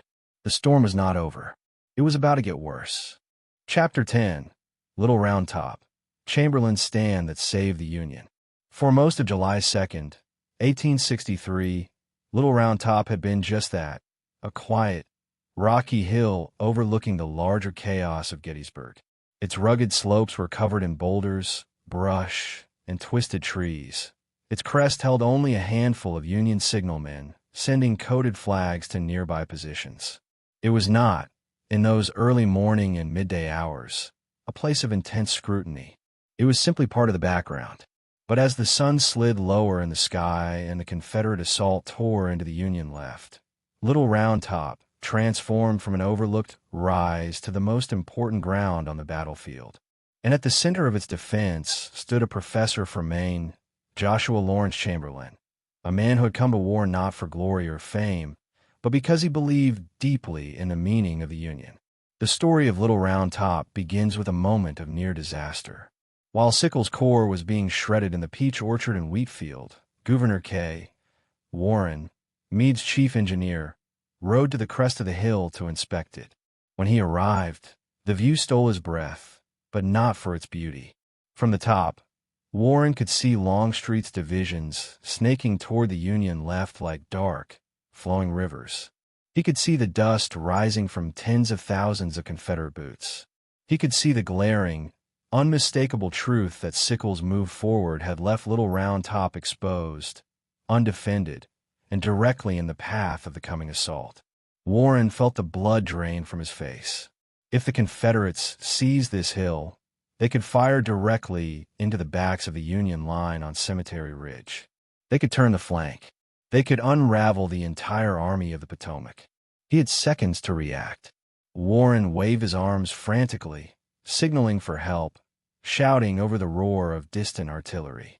A Confederate sharpshooter spotted him and fired. The bullet tore through a tree trunk inches from Warren's head, exploding bark into his hair. But Warren ignored the near-death experience. He kept calling for reinforcements, sending aides galloping in every direction. Down below, Colonel Strong Vincent of the 5th Corps received one of Warren's emergency messages. Vincent did not wait for orders to make their way through the chain of command. He seized his brigade and marched them up the hill at a dead run. Sweat poured down their faces. Their lungs burned from the steep climb. But they knew without needing explanation that every second mattered, as if some invisible clock was ticking down the moments they had left before disaster struck. When Vincent reached the crest, he saw the empty hilltop, the wide view of the battlefield, and the Confederate lines emerging from the trees below. He placed his regiments quickly, assigning the 16th Michigan, the 44th New York, and the 83rd Pennsylvania to cover the slopes. But the critical position, the far extreme left, where the ground dipped dangerously and the flank hung open, he gave to a regiment from Maine, the 20th. Their commander, Joshua Lawrence Chamberlain, stood at the head of his men, his face flushed from the climb, his mind racing with the enormity of the moment. Chamberlain was no ordinary soldier. He had been a professor of rhetoric at Bowdoin College before volunteering for the war. He studied languages, philosophy, and theology. He quoted classical texts. He believed in the Union cause with a conviction that bordered on spiritual. But he was also new to battlefield command, still learning the brutal realities of war. Now, as he surveyed the position Vincent pointed to, he understood with chilling clarity. His unit was the very end of the Union line. There was nothing to their left but empty air. Nothing between them and the Confederates but the steep, rocky slope of the hill. If the Confederates got around that flank, they could roll up the entire Union army from behind. Vincent squeezed Chamberlain's arm. "You are the extreme left," he said, his voice firm but urgent. "You must hold this ground at all hazards." Chamberlain nodded. The words sank deep. At all hazards. The 20th Maine rushed into position, forming a long, thin line among the boulders and trees. Men positioned themselves behind rocks, laying rifles across the rough stone. Others crouched in shallow depressions or stood between oaks, steadying their breathing as they waited. The harsh smell of gunpowder from the earlier fighting drifted on the breeze. The heat was suffocating. Sweat soaked their blue coats. Flies buzzed around their faces. But they held their muskets tightly, knowing the Confederates were close. Below them, the Texans of Hood's division were moving with silent determination through the woods and brush. They were hardened by battle, fierce and relentless. They had already crushed the Union positions in Devil's Denver. They had tasted victory. Now they pressed toward Little Round Top, believing they were about to shatter the Union left and complete the day's triumph. When the Texans first appeared from the tree line, their faces smeared with dirt and sweat, their rifles gleaming in the sunlight, Chamberlain shouted the order, "Hold your fire. Wait until they are close." The moment was suffocating. The Confederate line swelled up the slope like a dark wave. Boots thudded against rock. Bayonets flashed. Voices shouted. The hill vibrated under the weight of the advancing brigade. Then Chamberlain shouted, "Fire!" The Union volley exploded like thunder rolling off the rocks, a single massive blast of white smoke and flame. Confederates stumbled backward, falling in clusters. The smell of burned powder filled the air, thick and acrid. The hill trembled again as men reloaded, their fingers fumbling with cartridges, sweat dripping into their eyes. But the Texans did not stop. They regrouped quickly, fired back, and charged again. Bullets snapped through branches. Rocks shattered from direct hits. Chamberlain's men crouched low, pressing their faces into the earth as Confederate fire tore overhead. The sound of musket balls ricocheting off boulders echoed like a fierce storm. Some soldiers screamed as bullets tore through limbs. Others grunted and fell silently. And still the Confederates came. Chamberlain paced behind the line, sword drawn, shouting for his men to hold firm. His voice cut through the chaos, calm but urgent, carrying authority that reminded his soldiers why they trusted him. "Steady, men. Steady. Hold your ground." Below, a Confederate officer yelled, "Fix bayonets." The Texans surged up the slope again, their battle flags whipping in the hot wind. They closed the distance rapidly, their boots pounding the rocks. Union soldiers fired point blank, the recoil slamming their shoulders. Smoke enveloped the ridge. The air grew thick, hot, suffocating. Bodies fell. The cries of the wounded mixed with the roar of the guns. The Confederates reached the Union line, and the battle turned hand to hand. Bayonets clashed with a metallic ring. Rifles swung like clubs. Men grappled in the dirt, sweat and blood smearing their uniforms. One Maine soldier wrestled a Texan to the ground, his hands shaking as he tried to wrench the rifle away. Another swung the butt of his musket into an enemy's face. Screams echoed through the trees as two lines collided in raw, primal violence. And through it all, Chamberlain moved along the line, steadying his men, giving encouragement, his voice straining above the din. But the truth was becoming impossible to ignore. The 20th Maine was running out of ammunition. Cartridge boxes were nearly empty. Men searched the pockets of fallen comrades for spare rounds. Some soldiers fired their last shots, and then looked at Chamberlain with wide, terrified eyes. A lieutenant shouted, "Colonel, we have no ammunition left." Chamberlain felt the words hit him like a punch. He looked down the slope and saw the Confederates regrouping once more. They were preparing for another charge. A final, overwhelming push. If the 20th Maine broke now, if they retreated, the entire Union line would fall apart. The Confederates would sweep up the hill, crash into the flank of the 5th Corps, and roll the Union Army off Cemetery Ridge like a breaking wave. Meade's entire position would crumble. Gettysburg would be lost. Chamberlain's mind raced. He had seconds, only seconds, to make a decision. And in that moment, the professor from Maine reached into something fierce and creative in himself, something born of both desperation and courage. He shouted an order no one expected. "Fix bayonets." The words seemed to freeze the very air. For a heartbeat, no one moved. Then, as the command sank in, soldiers yanked the cold steel blades from their scabbards and attached them to their rifle barrels with shaking hands. The metallic clicks echoed down the line. Chamberlain raised his sword. His voice carried over the ridge with sudden force.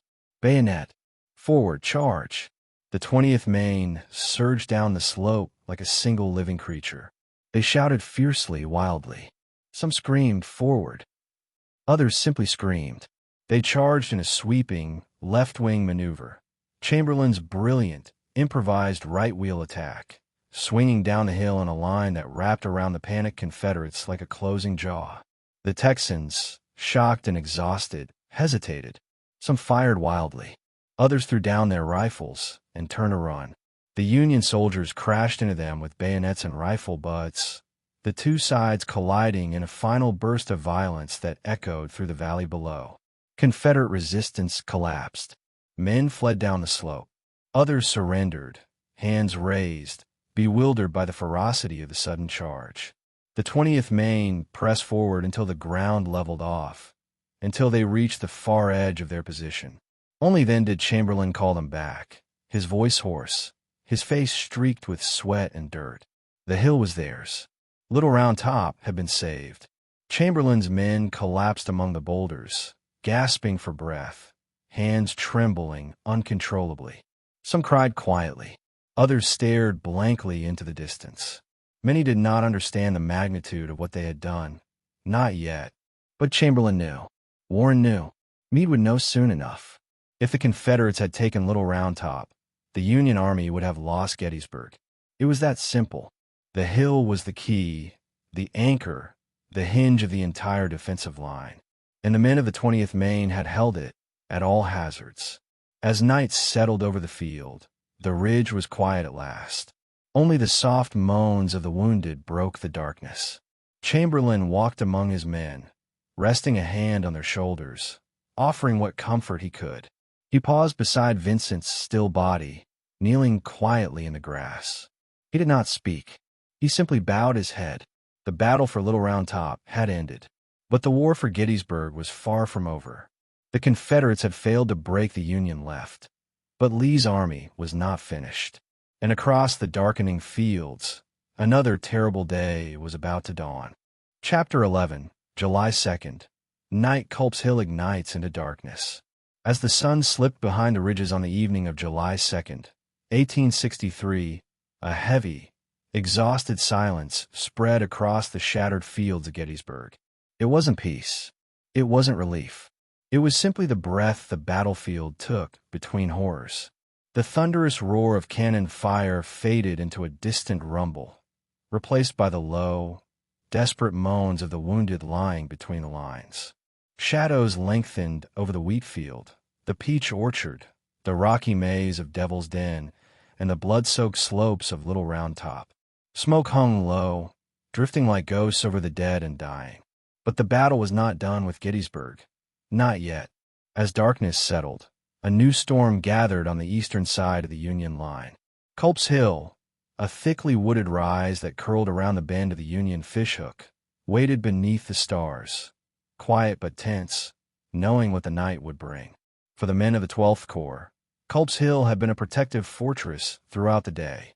Trenches dug hastily that morning now formed a defensive wall that snaked through the woods. Logs had been piled, rocks stacked, dirt mounded. The men had labored under fire, sweat running down their backs, shovels slashing into the earth.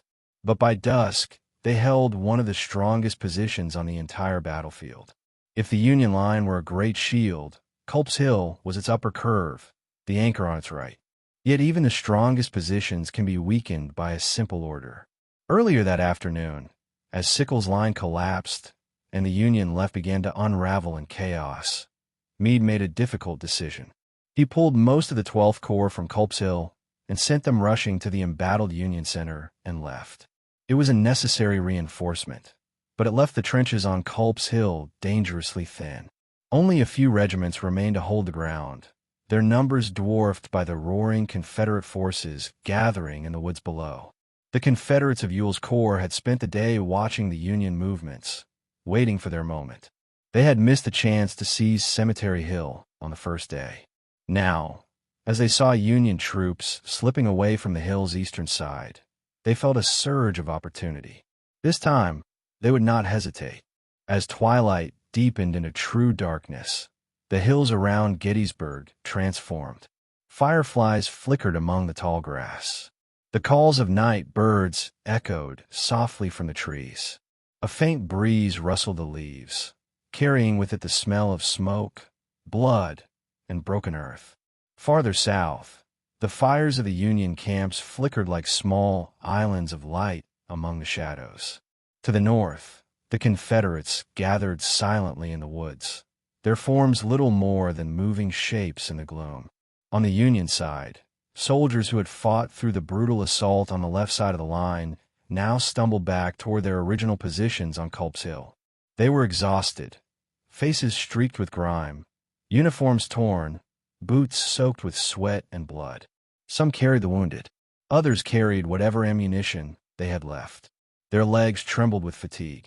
But they pressed on, climbing the steep, dark wooded slopes with the knowledge that the right flank could not fall. Meanwhile, the men who had stayed behind, Greene's regiments from New York, mostly older soldiers now guarding the hill, listened to the distant rumbling of Confederate troops approaching through the darkness. George Sears Greene, their commanding officer, was 72 years old, his face lined with decades of hard-won wisdom. But age had not dulled his instincts. As he paced behind the breastworks with a lantern in hand, he knew the storm was coming straight for him. "Steady, men," he said quietly. "Make every shot count. Hold this line." The soldiers nodded, tightening their grips on their rifles. Below, in the trees, the Confederate divisions of Edward, Allegheny, Johnson, and Jubal early crept into position. The moonlight filtered in faint silver beams through the branches, illuminating their bayonets like thin slivers of ice. Their officers whispered orders. No need for speeches. No need for shouts. Every man knew what was at stake. If they took Culps Hill, if they drove the Union from their trenches, the right flank would collapse. The fishhook would bend, then break. The Union army might be forced to retreat in disorder. The Confederates began to climb. The first volley shattered the night. Union rifles burst in flashes of light from behind the breastworks, the sound sharp and violent. Sparks jumped from the barrels. Muzzles glowed briefly before darkness swallowed them again.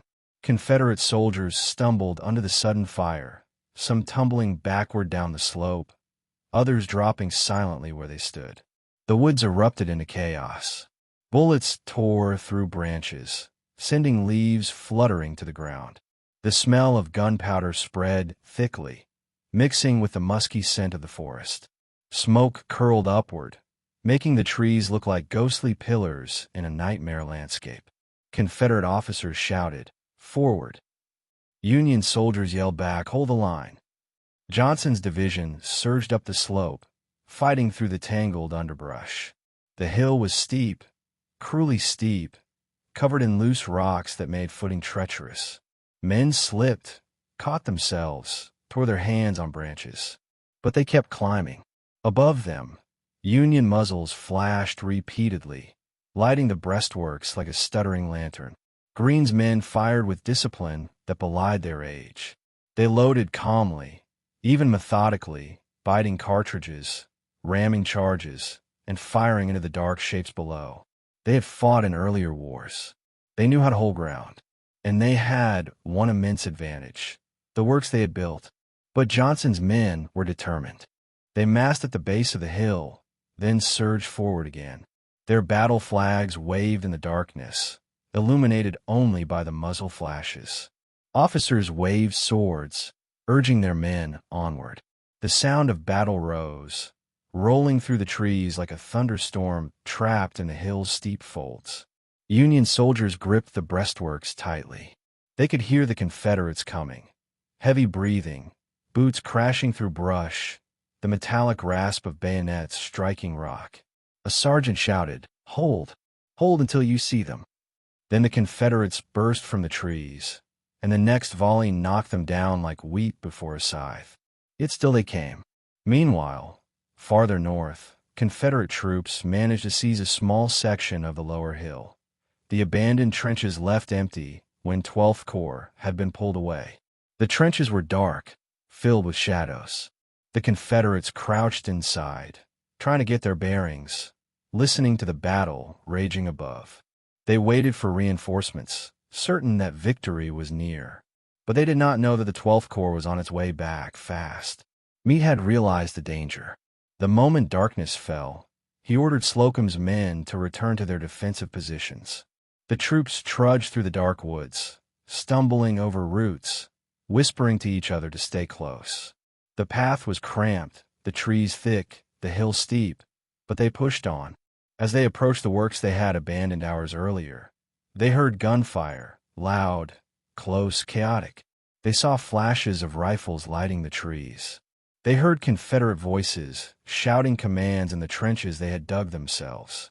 And the truth struck them like a blow. The Confederates were on their ground. Slocum issued the order, retake the works. The returning Union soldiers burst from the woods, crashing into the trenches in a burst of fury. They fired point blank into Confederate ranks. Bayonets jabbed in tight quarters. Soldiers grappled in the darkness, wrestling over rifle barrels slick with sweat. The trench became a pit of confusion, men fighting blind, stumbling over the dead and wounded, the walls echoing with screams and curses. A Confederate lieutenant was struck in the jaw and fell backward into the mud. A Union corporal lunged desperately with his bayonet, his hands trembling. A Confederate private grabbed a Union soldier by the collar and slammed him into the wooden logs before collapsing from a blow to the head. The night hid everything and revealed nothing. Farther up the hill, Greene's brigade continued to hold with incredible tenacity. Their volley fire never slackened. Confederates surged up the slope again and again. One South Carolina soldier later wrote, "We climbed into a furnace. The muzzle flashes lit their faces in brief, violent snapshots, sweat shining on brows, eyes wide with adrenaline, jaws clenched in determination." Greene himself moved along the line, lantern swinging in his hand, shouting encouragement. Bullets tore through the branches around him. One clipped his coat. Another passed through his hat. He never flinched. "Steady, boys," he called. "Give them another volley." The Union line glowed with fire as dozens of rifles discharged simultaneously. And slowly, painfully, the Confederate assaults began to falter. Johnson's men had fought with extraordinary bravery, but the terrain was unforgiving, the Union position strong, and the darkness disorienting. They made one final push shortly after midnight, climbing with bayonets lowered, but the Union fire was too heavy. They could not reach the breastworks. They could not seize the hill. Elsewhere, the fighting in the trenches sputtered and died. Union reinforcements forced the Confederates back, reclaiming the narrow strip of ground they had lost. The trench was filled with bodies, some Union, some Confederate, lying together beneath the moonlight. By 2 a.m, the assault had dwindled into scattered shots and desperate whispers. The Confederates pulled back into the treeline. Silence fell over Culps Hill, not the peaceful silence of earlier, but a haunted, tension-filled quiet broken only by the groans of the wounded. Lanterns flickered among the rocks as medics searched for survivors. Union soldiers slumped behind the breastworks, their clothing soaked with sweat, their hands trembling from fatigue. Some leaned against trees. Others lay flat on the ground, staring blankly up at the silhouettes of branches above. They had held. Culps Hill, the right flank of the Union army, was still in Union hands. But the night had revealed something deeper, something chilling. Lee was not done. The Confederates had launched massive assaults on the Union left at Devil's Den, the wheat field, and Little Round Top. They had attacked the center at the Peach Orchard. They had stormed the right at Culps Hill. They had thrown everything they had at Meade's line. And still the Union stood. As the wounded whispered for water, as lanterns dimmed, as the exhausted soldiers finally drifted into uneasy sleep, a thought lingered in the humid midnight air. If the Confederates could not find a weakness at the flanks, what would Lee try next? Dawn was only hours away. And the answer, the most desperate, audacious gamble of Lee's career, was already forming in his mind. Chapter 12, July 3rd. Morning the cavalry clashes and the final positioning. When dawn broke on July 3rd, 1863, it did not feel like the beginning of a new day. It felt like the continuation of something grim and unfinished, something waiting in the humid darkness for the light to expose its full, terrible shape. The rays of the rising sun seeped slowly over the shattered ridges and fields of Gettysburg, illuminating ground that had been fought over twice already. The sky was almost too peaceful, soft pinks and oranges stretching above a land scarred by violence. Union and Confederate soldiers alike emerged from restless sleep to the chirping of birds and the faint rustle of a morning breeze, a cruel contrast to the bitterness lingering from the night before. Little Round Top was quiet now, its rocks stained with dried blood from the desperate fighting of the previous afternoon. The wheat field lay still, the tall grain flattened where men had fallen in waves. Devil's Den, still smelling of gunpowder and damp earth, was scattered with bodies lying among the boulders like broken dolls. And Culps Hill, which had erupted with gunfire deep into the night, was wrapped in a heavy mist that clung to the trees like a veil. But the silence was deceptive. Beneath it, tension coiled across both armies like a drawn bowstring, ready to snap. Union soldiers stirred slowly, rubbing stiff necks and shoulders, blinking at the morning light. Some knelt beside canteens, splashing warm water onto dusty faces. Others sat with backs against trees, chewing hardtack without appetite. Many whispered to each other in low voices, trying to predict what would come next. "They'll hit us again," one soldier muttered, staring at the horizon. "They ain't done yet." No one doubted it. The Confederates, too, were waking. Men brushed soot from their uniforms, tightened belts, and stretched cramped legs. Officers rode along the lines, checking rifles and cartridges, reading the faces of their troops. In the woods and fields below Cemetery Ridge, gray and butternut uniforms shifted like shadows preparing for a long, brutal test. Some men prayed. Some wrote quick notes home. Others stared silently at the ridgeline, knowing they would soon be ordered to march across the open ground toward it. But before Lee could launch the final blow he was planning, the battle resumed in another place entirely. Culps Hill.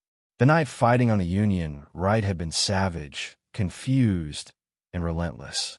When daylight crept into the thick woods, it revealed the full horror of the struggle. Felled trees splintered by bullets, trenches littered with bodies, rocks slick with dried blood. Union trenches, carved hastily the day before, were still manned by regiments that had fought through exhaustion, smoke, and darkness. Faces were gray with fatigue. Hands shook from the night's violence. But their eyes were alert, fixed on the treeline below. Because the Confederates had not gone far. As the sun lifted above the horizon, Confederate brigades renewed their assault on Culps Hill with desperate intensity. Cannon fire shattered the quiet, echoing through the woods like thunder. Branches split under the shrapnel. Leaves rained down in green and brown showers. Union artillery on Powers Hill opened fire, the shells shrieking overhead to crash into Confederate positions on the slopes. The sound was deafening, a continuous roar that shook the ground beneath the soldiers' boots. Union infantry fired volley after volley from behind their fortified breastworks. Smoke rolled through the forest in thick clouds. Men coughed as they loaded and fired, their eyes watering, their throats raw. Some soldiers bit cartridges with trembling teeth. Others wiped sweat from faces streaked with dirt and gunpowder. Despite their fatigue, they fought with a tenacity born from understanding the stakes. If the Confederates broke through here, the entire right flank would collapse. The Confederates tried repeatedly to storm the trenches, climbing over rocks and twisted roots, shouting hoarse cries as they charged through the woods. Their boots slipped on damp leaves. Bullets tore through branches above their heads. Each assault was met with a wall of fire from Union rifles. The woods shuddered with the violence. But Johnson's division refused to retreat. They believed victory on this hill was still within reach. For hours, the fighting raged, relentless, claustrophobic, vicious. Men fired at shadows. Smoke obscured faces. The ground shook with explosions. Whenever the Confederates crept close enough to glimpse Union trenches, they were repelled by volleys fired at such close range that the barrels flashed white in the dim forest light. But slowly, inch by inch, the Confederates were forced back. Union reinforcements, finally returned from the left, bolstered the line. Their volleys pushed the gray-clad soldiers down the slopes and out of the works they had briefly held the night before. The last Confederate charge broke against the breastworks like a wave smashing into a cliff. By mid-morning, Culps Hill was secure. The Union right had survived, but the victory had come at a terrible price, and the woods echoed with the groans of wounded men lying among the roots and rocks. While Culps Hill roared with musket and cannon fire, a different battle was forming beyond the town, one of cavalry, speed, and sudden violence. A few miles east of Gettysburg, Confederate cavalry under J.E.B. Stuart was riding hard, preparing for a strike that could unravel the Union rear. Stuart, who had been absent for much of the campaign due to his controversial ride around the Union Army, sought redemption. He believed he could swing behind the Union line, crashing into Meade's reserves and supply trains, disrupting communications, and setting the stage for Lee's final plan. But the Union cavalry was waiting. David Gregg and George Armstrong Custer, young, reckless, and ferociously brave, positioned their brigades in a wide arc along the Hanover Road. Their horses stamped the ground, snorted against the morning wind, and pawed nervously at the dirt. Troopers adjusted saddles, checked sabers, and loaded carbines with deliberate movements. They knew an enormous clash was coming, and come it did.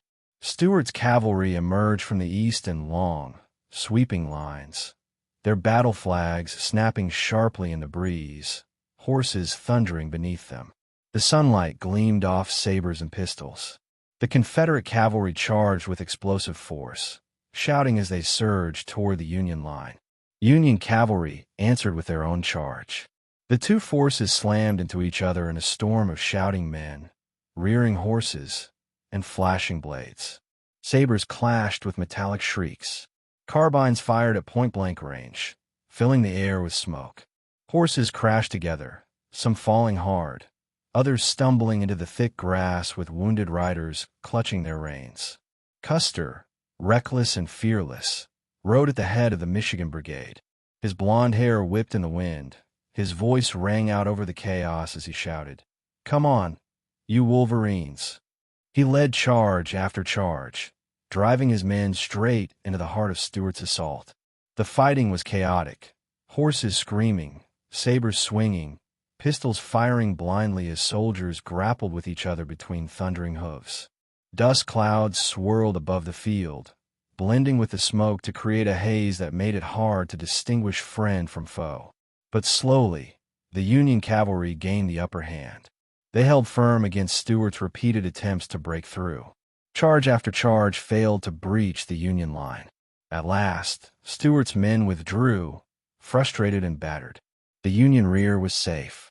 Meade's reserves, artillery, and supply lines were untouched.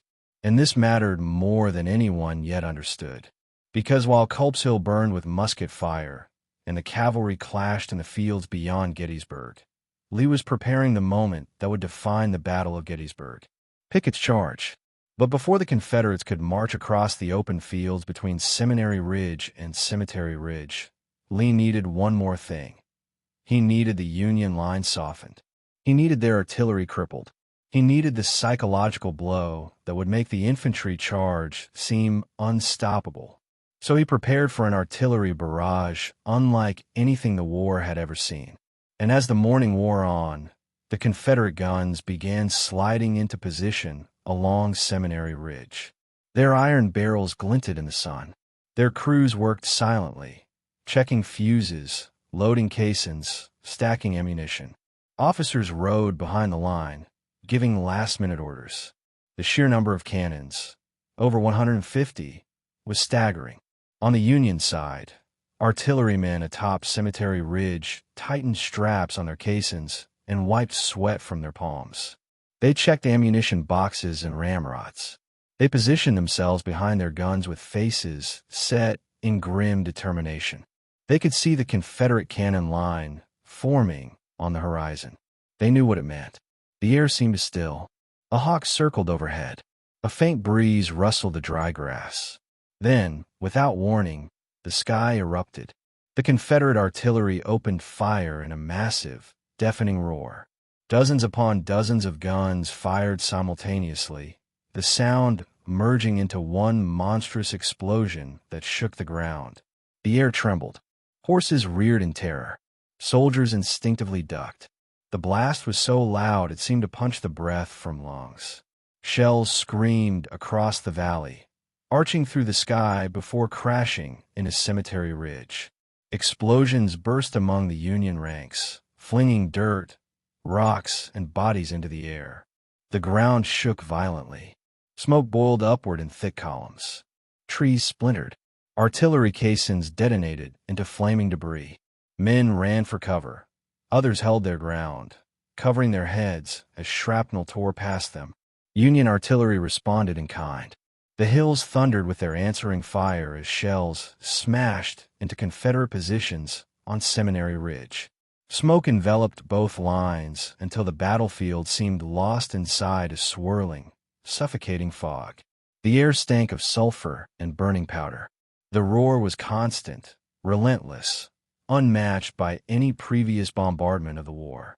For 2 hours, the earth itself felt as though it were being torn apart.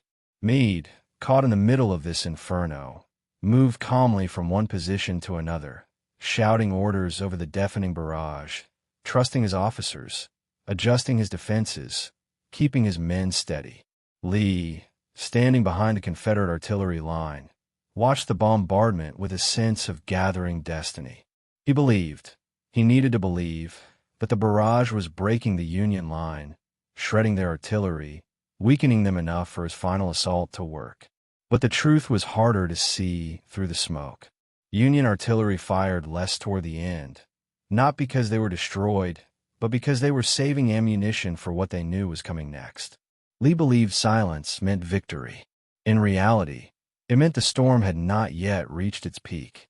As the smoke slowly drifted apart and the Confederate guns began to quiet, a vast open field appeared between the two armies, still covered in haze, but visible enough to show the long, deadly path stretched out before the soldiers who would soon be asked to cross it.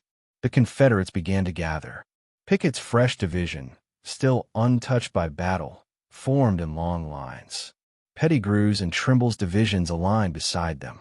Officers gave final instructions. Men adjusted straps, clutched rifles, swallowed dry fear. Some prayed. Others stared straight ahead, numb.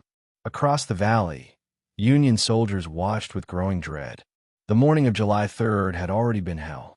But the real test, the terrible climax of Gettysburg, was about to begin. And every soldier on both sides could feel it coming like thunder rolling across the sky. The moment that would define the battle was drawing near. Chapter 13, Pickett's Charge, the high-water mark of the Confederacy. Just after 3 o'clock on the afternoon of July 3rd, 1863, a strange and terrible quiet settled over the fields of Gettysburg. It was the kind of stillness that comes only after the earth has been shattered by violence, the hush that follows the most thunderous storms. Smoke drifted lazily across the valley between Seminary Ridge and Cemetery Ridge, hanging low like a heavy veil. The heat pressed down like a hand. The ground trembled faintly from the last echoes of the great artillery bombardment. Birds that had fled the explosions still had not returned. The world seemed to pause.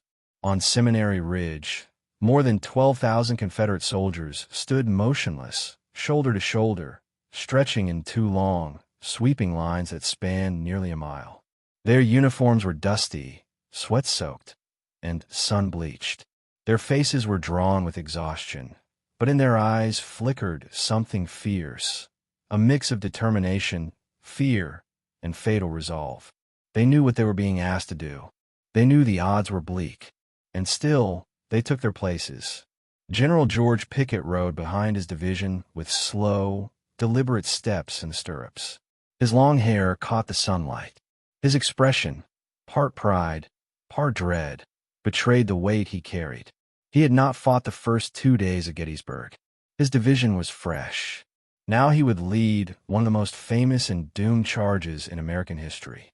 Around him, brigades under Garnett, Armistead, and Kemper aligned themselves, each man quietly preparing for the long walk into hell.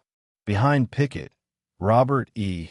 Lee sat upon Traveler, his gray horse lifting its head restlessly as the air thickened.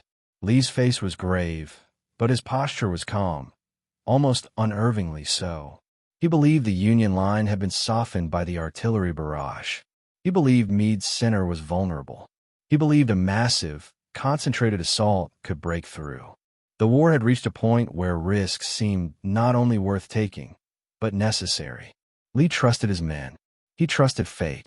And he trusted that the moment had come when the Confederacy could strike a blow so deep that the Union Army, and the Union itself, might not recover. On the opposite ridge, Union soldiers watched the Confederate formations with growing disbelief. Through the lifting haze, the long gray lines looked like ghosts rising from the earth, vast, deadly, resolute. A Union private leaned over the stone wall on Cemetery Ridge and whispered, "Dear God, they're actually coming." Officers squinted through the dirt and sweat.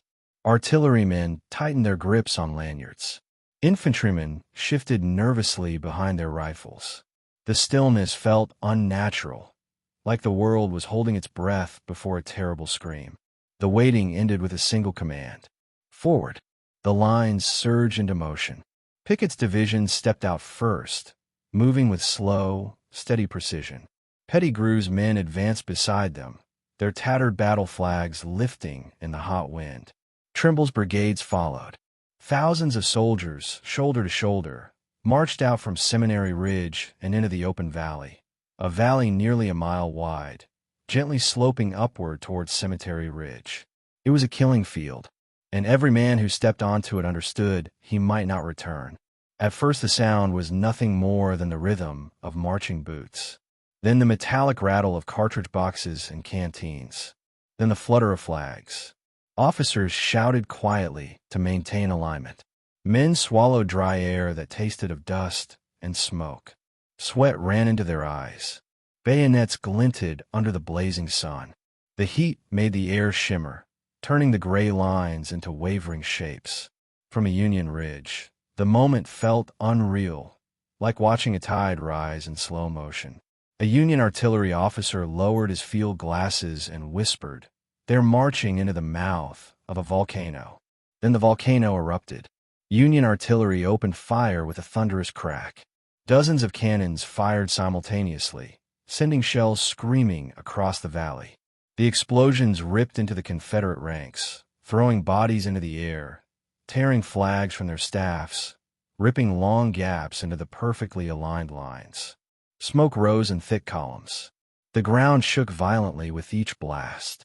But the Confederates closed the gaps and kept marching. Shell after shell tore through them, shredding men by the dozens. Caissons exploded. Bodies collapsed and were trampled underfoot by soldiers who had no choice but to keep moving. The valley began to fill with the echoing booms of artillery, a relentless, rolling thunder that drowned out all other sounds. Halfway across the field, the Confederates reached the Emmitsburg Road. At that moment, Union infantry along the stone wall unleashed deadly volleys. The musket fire hit with a crackling fury, sending bullets slicing into the advancing ranks. Men stumbled, dropped rifles, fell to their knees, then fell still. Officers shouted desperately to maintain order. The Confederates pressed on. Pettigrew's brigades on the left took the worst of it. Union sharpshooters hidden behind fences and trees fired into their flanks. Cannon shot rolled through their lines like iron bowling balls, crushing men in their paths. One Confederate colonel watched his regiment shrink by nearly a third in minutes. Another officer wrote later, "I saw whole files disappear as if the earth had opened beneath them." The distance they had to cross felt infinite. To reach Cemetery Ridge, they had to survive the artillery zone, cross the road, climb the slope, reach the stone wall, and break the Union center, held by Hancock's veterans, some of the toughest soldiers in the Army of the Potomac.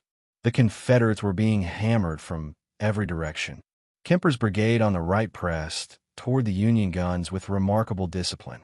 Garnett's brigade advanced behind him, though Garnett, already weakened by illness, could barely sit upright on his horse. He rode at the front, refusing to let weakness be seen.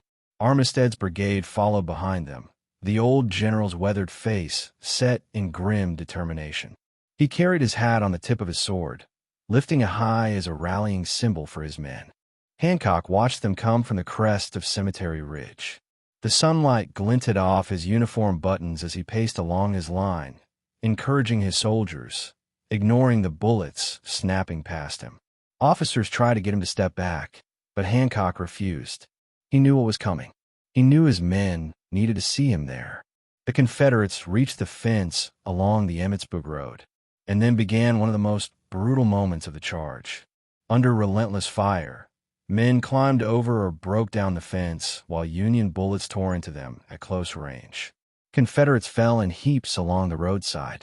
Blood soaked into the dry dust.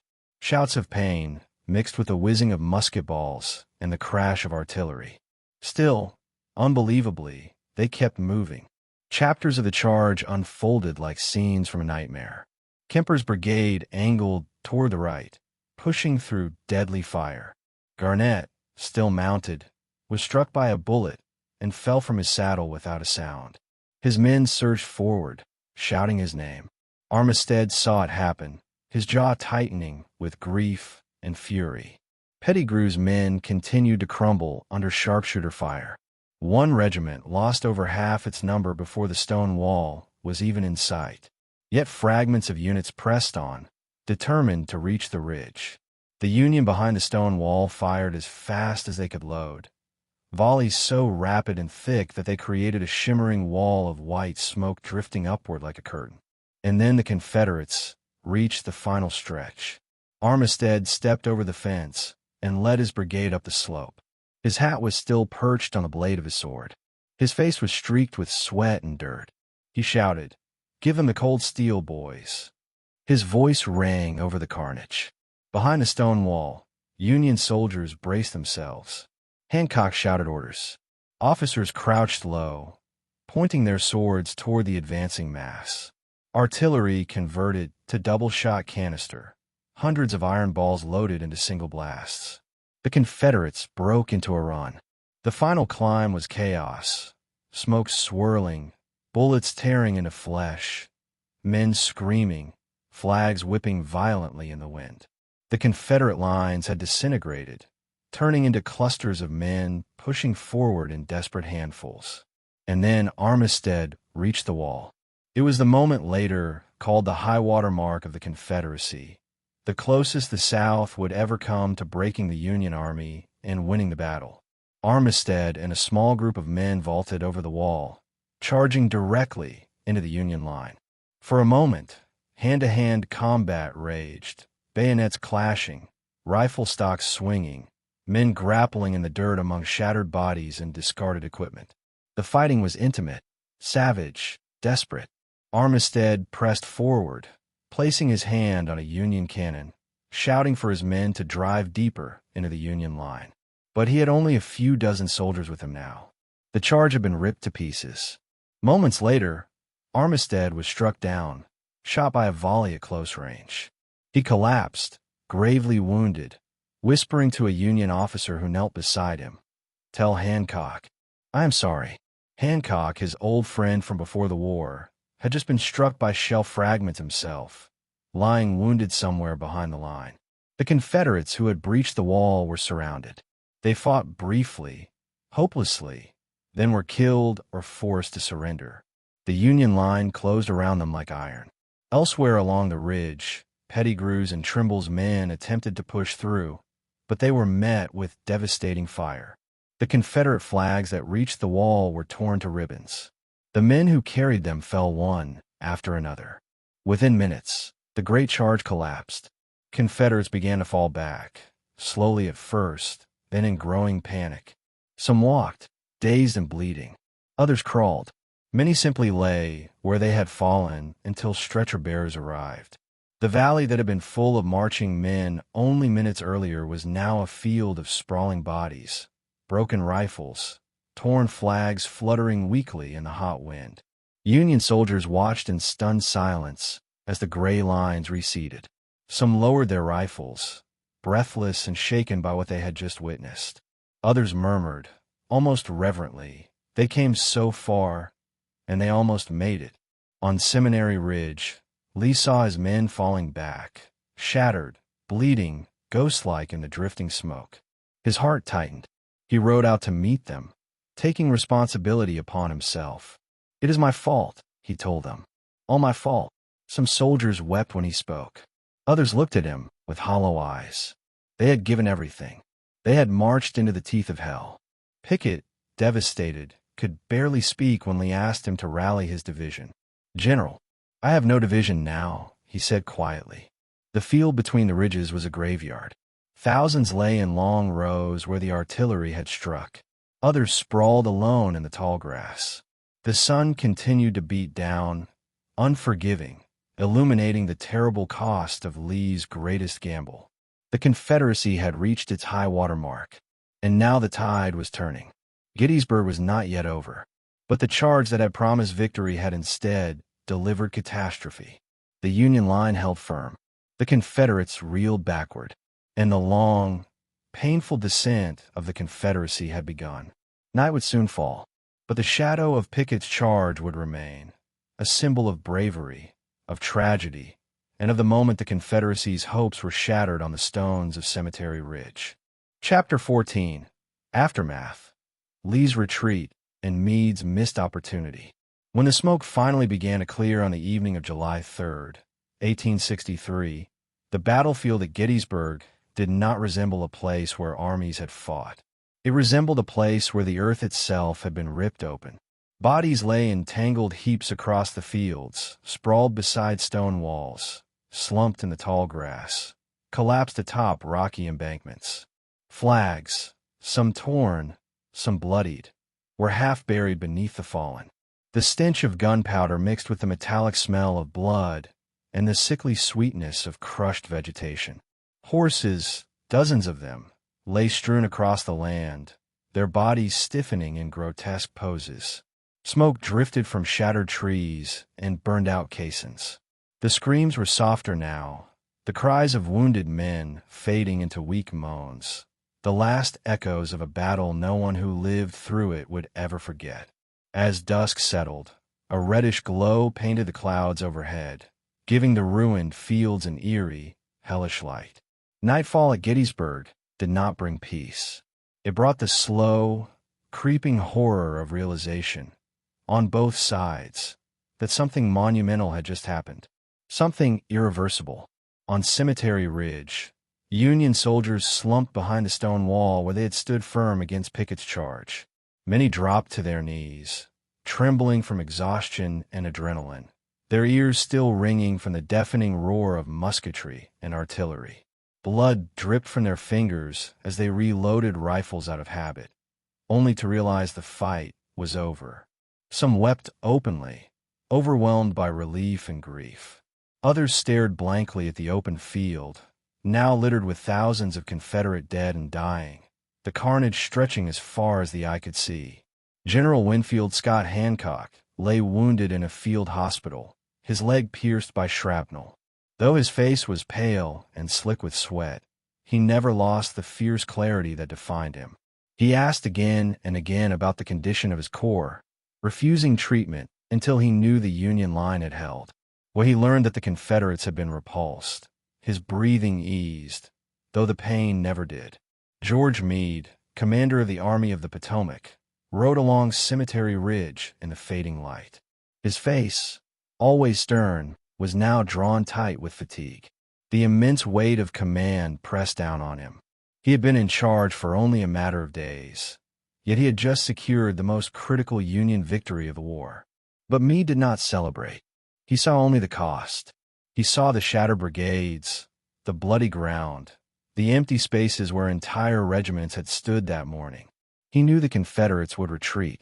He also knew the retreating enemy could still inflict terrible harm if pursued recklessly. Below Seminary Ridge, Robert E. Lee moved among his men, offering words of comfort, taking responsibility, doing everything in his power to reassure soldiers who looked at him with grief, disbelief, and something painfully close to heartbreak. Lee's coat was dusty, his face lined with sorrow. He had asked much of his men during Pickett's charge, and they had given more than he could have ever demanded. Now they limped back to him, broken, bloody, defeated. One Confederate soldier, bleeding from a dozen small cuts, looked up at Lee as if he could not understand what had happened. Lee leaned over, placed a gloved hand on the soldier's shoulder, and whispered, "It is all my fault." The soldier reached up, gripping Lee's sleeve with trembling fingers, and shook his head.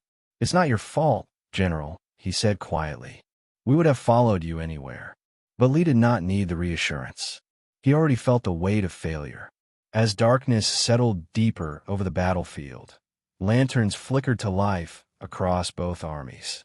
Surgeons moved between rows of wounded men lying on blankets, wooden planks, or directly on the ground. The air filled with the sharp smell of chloroform, mixed with the metallic tang of blood. Amputations began almost immediately, legs and arms piling beside operating tables in gruesome stacks. Sawdust covered the wooden floors to soak up the blood. The sound of saws cutting bone echoed through the night with a cold, scraping rhythm. Men screamed. Others clenched their jaws, refusing to cry out. Some died on the table. Others survived because of the quick work of exhausted surgeons who had been performing these operations nonstop for 36 hours. In the Confederate hospitals, the conditions were worse. Supplies were scarce. Many wounded crawled into barns or sheltered against fences, their bodies shaking with fever. Water was limited. Food was nearly gone. A surgeon from Virginia worked by the light of a single lantern, wiping his brow as he whispered, "We lack everything except the dead."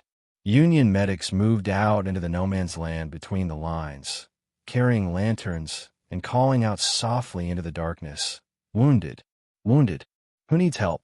Sometimes Confederate soldiers answered, sometimes Union soldiers.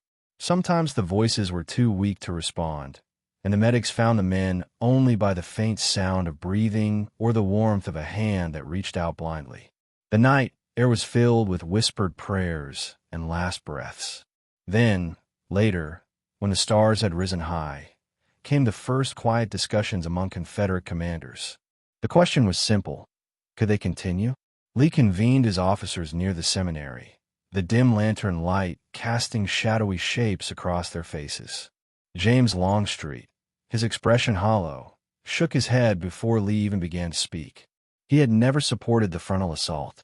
Now his worst fears had been realized. A.P. Hill said little, his divisions exhausted. Ewell, still shaken from the night fighting at Culps Hill, offered no optimism. The decision came slowly, but it came. Lee would retreat. He would not abandon Pennsylvania in chaos. He would withdraw with discipline, with order, with dignity. But he knew now that the Army of Northern Virginia could not continue. Its strength was broken. The losses were too great. He prepared orders for the retreat to begin immediately. Meanwhile, Union officers urged Meade to attack. "Strike them now," some said. "Follow them, finish them." But Meade, cautious and analytical, was wary. He knew his men were exhausted. He knew the Army of the Potomac had been battered almost as severely as the Confederates. His artillery ammunition was dangerously low. His supply lines strained, and he feared a trap. Lee had proven time and again that he could lure opponents into deadly positions. Meade refused to risk throwing his army into a reckless counterattack without clear intelligence. In the early hours of July 4th, the Confederate retreat began. Rain clouds gathered above the ridges, and soon a drenching storm swept across the battlefield. The water soaked the ground, washing blood down the slopes, turning dirt roads into rivers of mud. The rain was heavy, unrelenting, drumming on tin cups and splashing into boots. It masked the movement of Confederate wagons and ambulances. The retreating columns stretched for miles. Wounded men rode in jolting wagons, each bump sending shocks of pain through shattered limbs. Others walked, leaning on rifles or makeshift crutches. Horses pulled caissons and carts overflowing with supplies. The road toward the Potomac became a river of misery, one that moved slowly, agonizingly, through the storm. On Seminary Ridge, Confederate sentries watched the rain-soaked fields and the distant Union campfires glowing like faint stars through the downpour. They listened for signs of pursuit. None came. The Union Army remained atop Cemetery Ridge, tired, hurting, uncertain of Lee's true intentions. Meade, cautious as ever, held council with his generals that morning. He planned a slow, methodical pursuit, not a reckless chase. Some officers disagreed. Some cursed under their breath. But Meade held firm. "We have done well enough," he said. "Let's not risk losing what we have gained." Still, Union cavalry probed the retreating Confederates. Skirmishes erupted along the mountain passes. Rain poured so heavily that rifles misfired. Horses struggled through flooded roads. Confederate engineers felled trees to block passage. Union cavalry hacked through the obstacles as quickly as they could. But the retreat continued. Lee's army reached South Mountain, crossing through narrow passes that slowed their progress to a crawl. The rain turned every valley into a muddy pit. Wagons toppled over. Mules drowned in swollen creeks. Wounded men begged for water. Officers cursed the weather and the treacherous roads. But the Confederate army kept going because it had no other choice. Meanwhile, at the Potomac River, the water level had risen dangerously due to the storm. The pontoons that Lee needed to cross had been swept away in the flood. When he reached the riverbank near Williamsport, he discovered it impassable. His army was trapped, hemmed in by the swollen river on one side and the approaching Union forces on the other.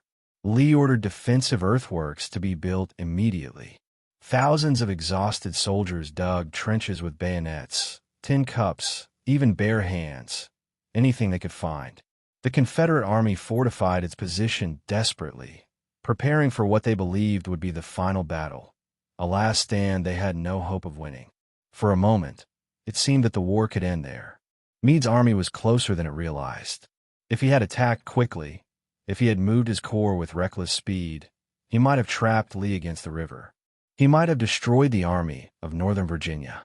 He might have ended the war in a single catastrophic blow. But Meade hesitated. He gathered intelligence. He consulted his generals. He moved his forces carefully, too carefully. By the time the Union Army reached the Confederate position in full strength, the Potomac River had receded just enough. Confederate engineers rebuilt the pontoons. The Army began crossing to safety. On the morning of July 14th, Lee's last divisions slipped across the river. As they stepped onto Virginia soil, soaked and weary, they felt a mix of relief and sorrow. They had survived, but barely. On the northern bank, Union cavalry arrived too late. They watched the last Confederate wagons disappear into the trees of Virginia. Some soldiers cursed. Others simply stared. The chance had passed. The war would continue, its outcome still uncertain, its costs still rising. George Meade faced criticism from Washington almost immediately. Politicians demanded to know why Lee's army had not been destroyed. Lincoln, who had watched the retreat unfold with mounting frustration, wrote a letter he never sent, one filled with disappointment, even heartbreak. Yet Meade also received gratitude from his soldiers and commanders. He had won the largest battle ever fought on American soil. He had stopped Lee's invasion. He had defended the Union. He had done it only days after taking command. To his army, he was a hero, steady, intelligent, reliable. Lee, meanwhile, carried the weight of Gettysburg with him for the rest of his life. He never blamed his men.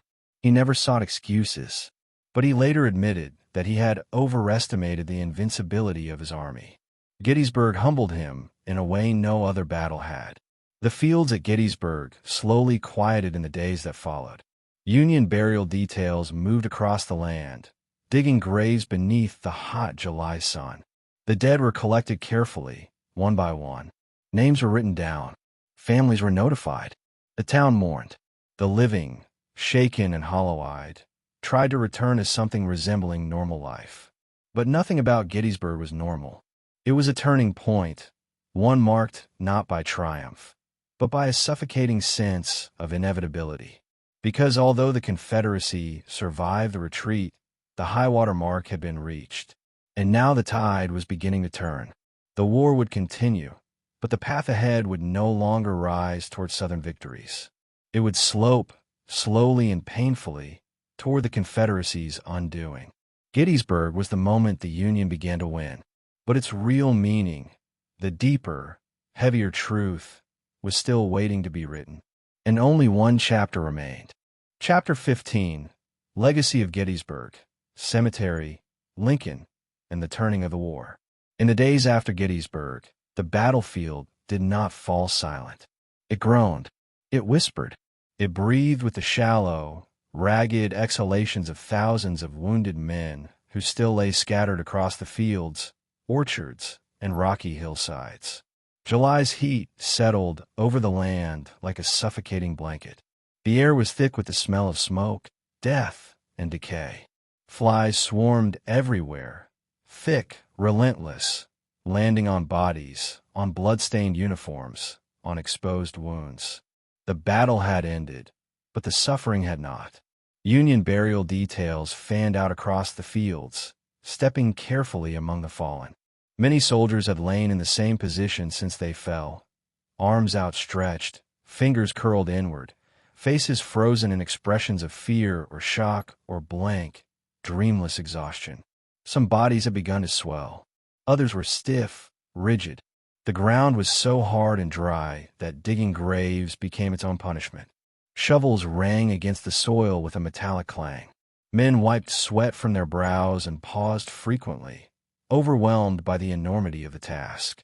Civilians emerged from their basements and cellars, hands trembling as they opened doors to a world unrecognizable. Women wept openly in the streets. Children clung to their mothers' skirts, wide-eyed and silent. The town itself had become a sprawling hospital. Barns, churches, and houses overflowed with wounded soldiers. The floors were slippery with blood. Windows hung broken from cannon blasts. Furniture had been smashed to make splints. Family quilts were soaked with antiseptic and sweat. Every porch, every yard, every patch of shade sheltered men groaning in agony. Doctors worked without rest, their hands red to the elbows, their faces ashen from exhaustion. The sound of saws cutting through bone echoed across Gettysburg day and night. Amputated limbs piled up outside field hospitals, stacked like firewood. Nurses moved swiftly between cots, whispering comfort, wiping brows, pouring water into cracked, bloodied lips. Some men begged to be put out of their misery. Others clung stubbornly to life, whispering names of loved ones or prayers they had memorized as children. In the middle of this devastation, the living searched for answers. Families from Pennsylvania and beyond arrived by wagon, on horseback, or on foot, desperate to find sons, fathers, brothers. They moved through rows of bodies laid out for identification. They stepped around blankets covering the newly dead. Some recognized a familiar face and collapsed in grief. Others wandered for hours before finally admitting, in a trembling whisper, that their loved one might never be found. Meade's army, though triumphant, was shattered in spirit. Soldiers wrote in diaries that the land resembled the doorstep of hell. Others said the smell would haunt them forever. Yet despite the grief, there was a quiet current of pride, too. Pride that they had stood firm against everything Lee had thrown at them. Pride that they had held the high ground. Pride that they had helped shape the turning point of the war. The Confederates, retreating across the Potomac, carried their own burden, one of heartbreak and disbelief. Soldiers who had survived Pickett's charge could barely speak of it. They described it with downcast eyes, their voices cracked or hollow. Some wept openly, recounting how entire regiments had been wiped out. Others clutched tattered flags, the fabric stained with the blood of comrades. Lee rode among them, telling them again and again, "It is all my fault," but his men refused to blame him. They followed him still, though their steps dragged and their hearts felt heavier than their packs. News of Gettysburg reached Washington quickly. First came the rumors, half-truths, wild exaggerations, vague reports. Then came the confirmation. The Union had won. Lincoln received the news with mixed emotions. Relief washed through him, but sorrow soon followed. He understood the scale of the sacrifice even before the casualty lists reached his desk. He knew the nation would mourn for months, perhaps years. Still, something else stirred inside him. Something like hope, the first fragile flicker of it since the war began. For the North, Gettysburg became a symbol of resilience, proof that the Union could stand firm even in the face of the Confederacy's greatest general. For the South, it became a wound, deep, painful, and impossible to ignore. It marked the moment when the war shifted, when the Confederate tide began to ebb, when the hope of foreign recognition dimmed. No longer was Lee's army invincible. No longer did the Confederacy appear unstoppable. Gettysburg stripped away the illusion of Southern invincibility. Yet even with these shifts, the war was far from over. Months of bloodshed lay ahead. Chickamauga, the Wilderness, Spotsylvania, Cold Harbor. But Gettysburg had changed the momentum. It had cracked the spine of Confederate offensives. It had shown the world that the Union could deliver a blow powerful enough to alter the course of history. Meanwhile, Gettysburg itself faced a new challenge. The battlefield was overflowing with shallow graves, hastily dug as the July heat threatened to turn the land into a festering nightmare of disease. Local residents recoiled at the sight. Bodies had been buried quickly, often without markers. Many Confederates had been left in open pits. Rain threatened to wash away the mounds. Animals prowled at night. The dead, it seemed, could not rest. Something had to be done. A movement began, quiet at first, then gathering momentum, to establish a proper burial ground for the Union dead.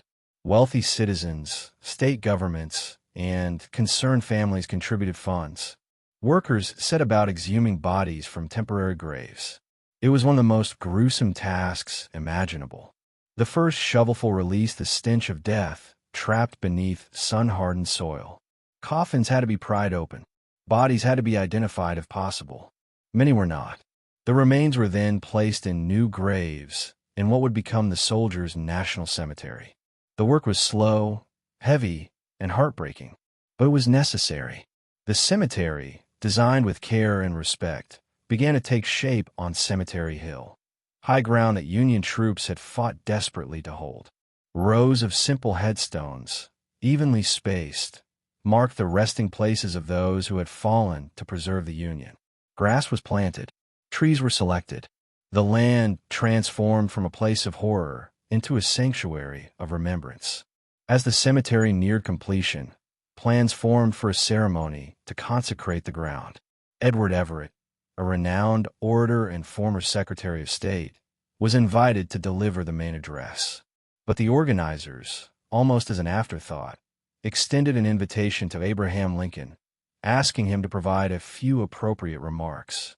Lincoln accepted. On November 19, 1863, crowds gathered at Gettysburg for the dedication. Spectators stood among the graves, some holding handkerchiefs, others removing their hats in silent respect. Everett spoke for more than 2 hours, his voice rising and falling in elegant, sweeping sentences. The crowd listened politely, though many found their thoughts drifting. Then Lincoln stepped forward. He wore a black suit and tall stovepipe hat.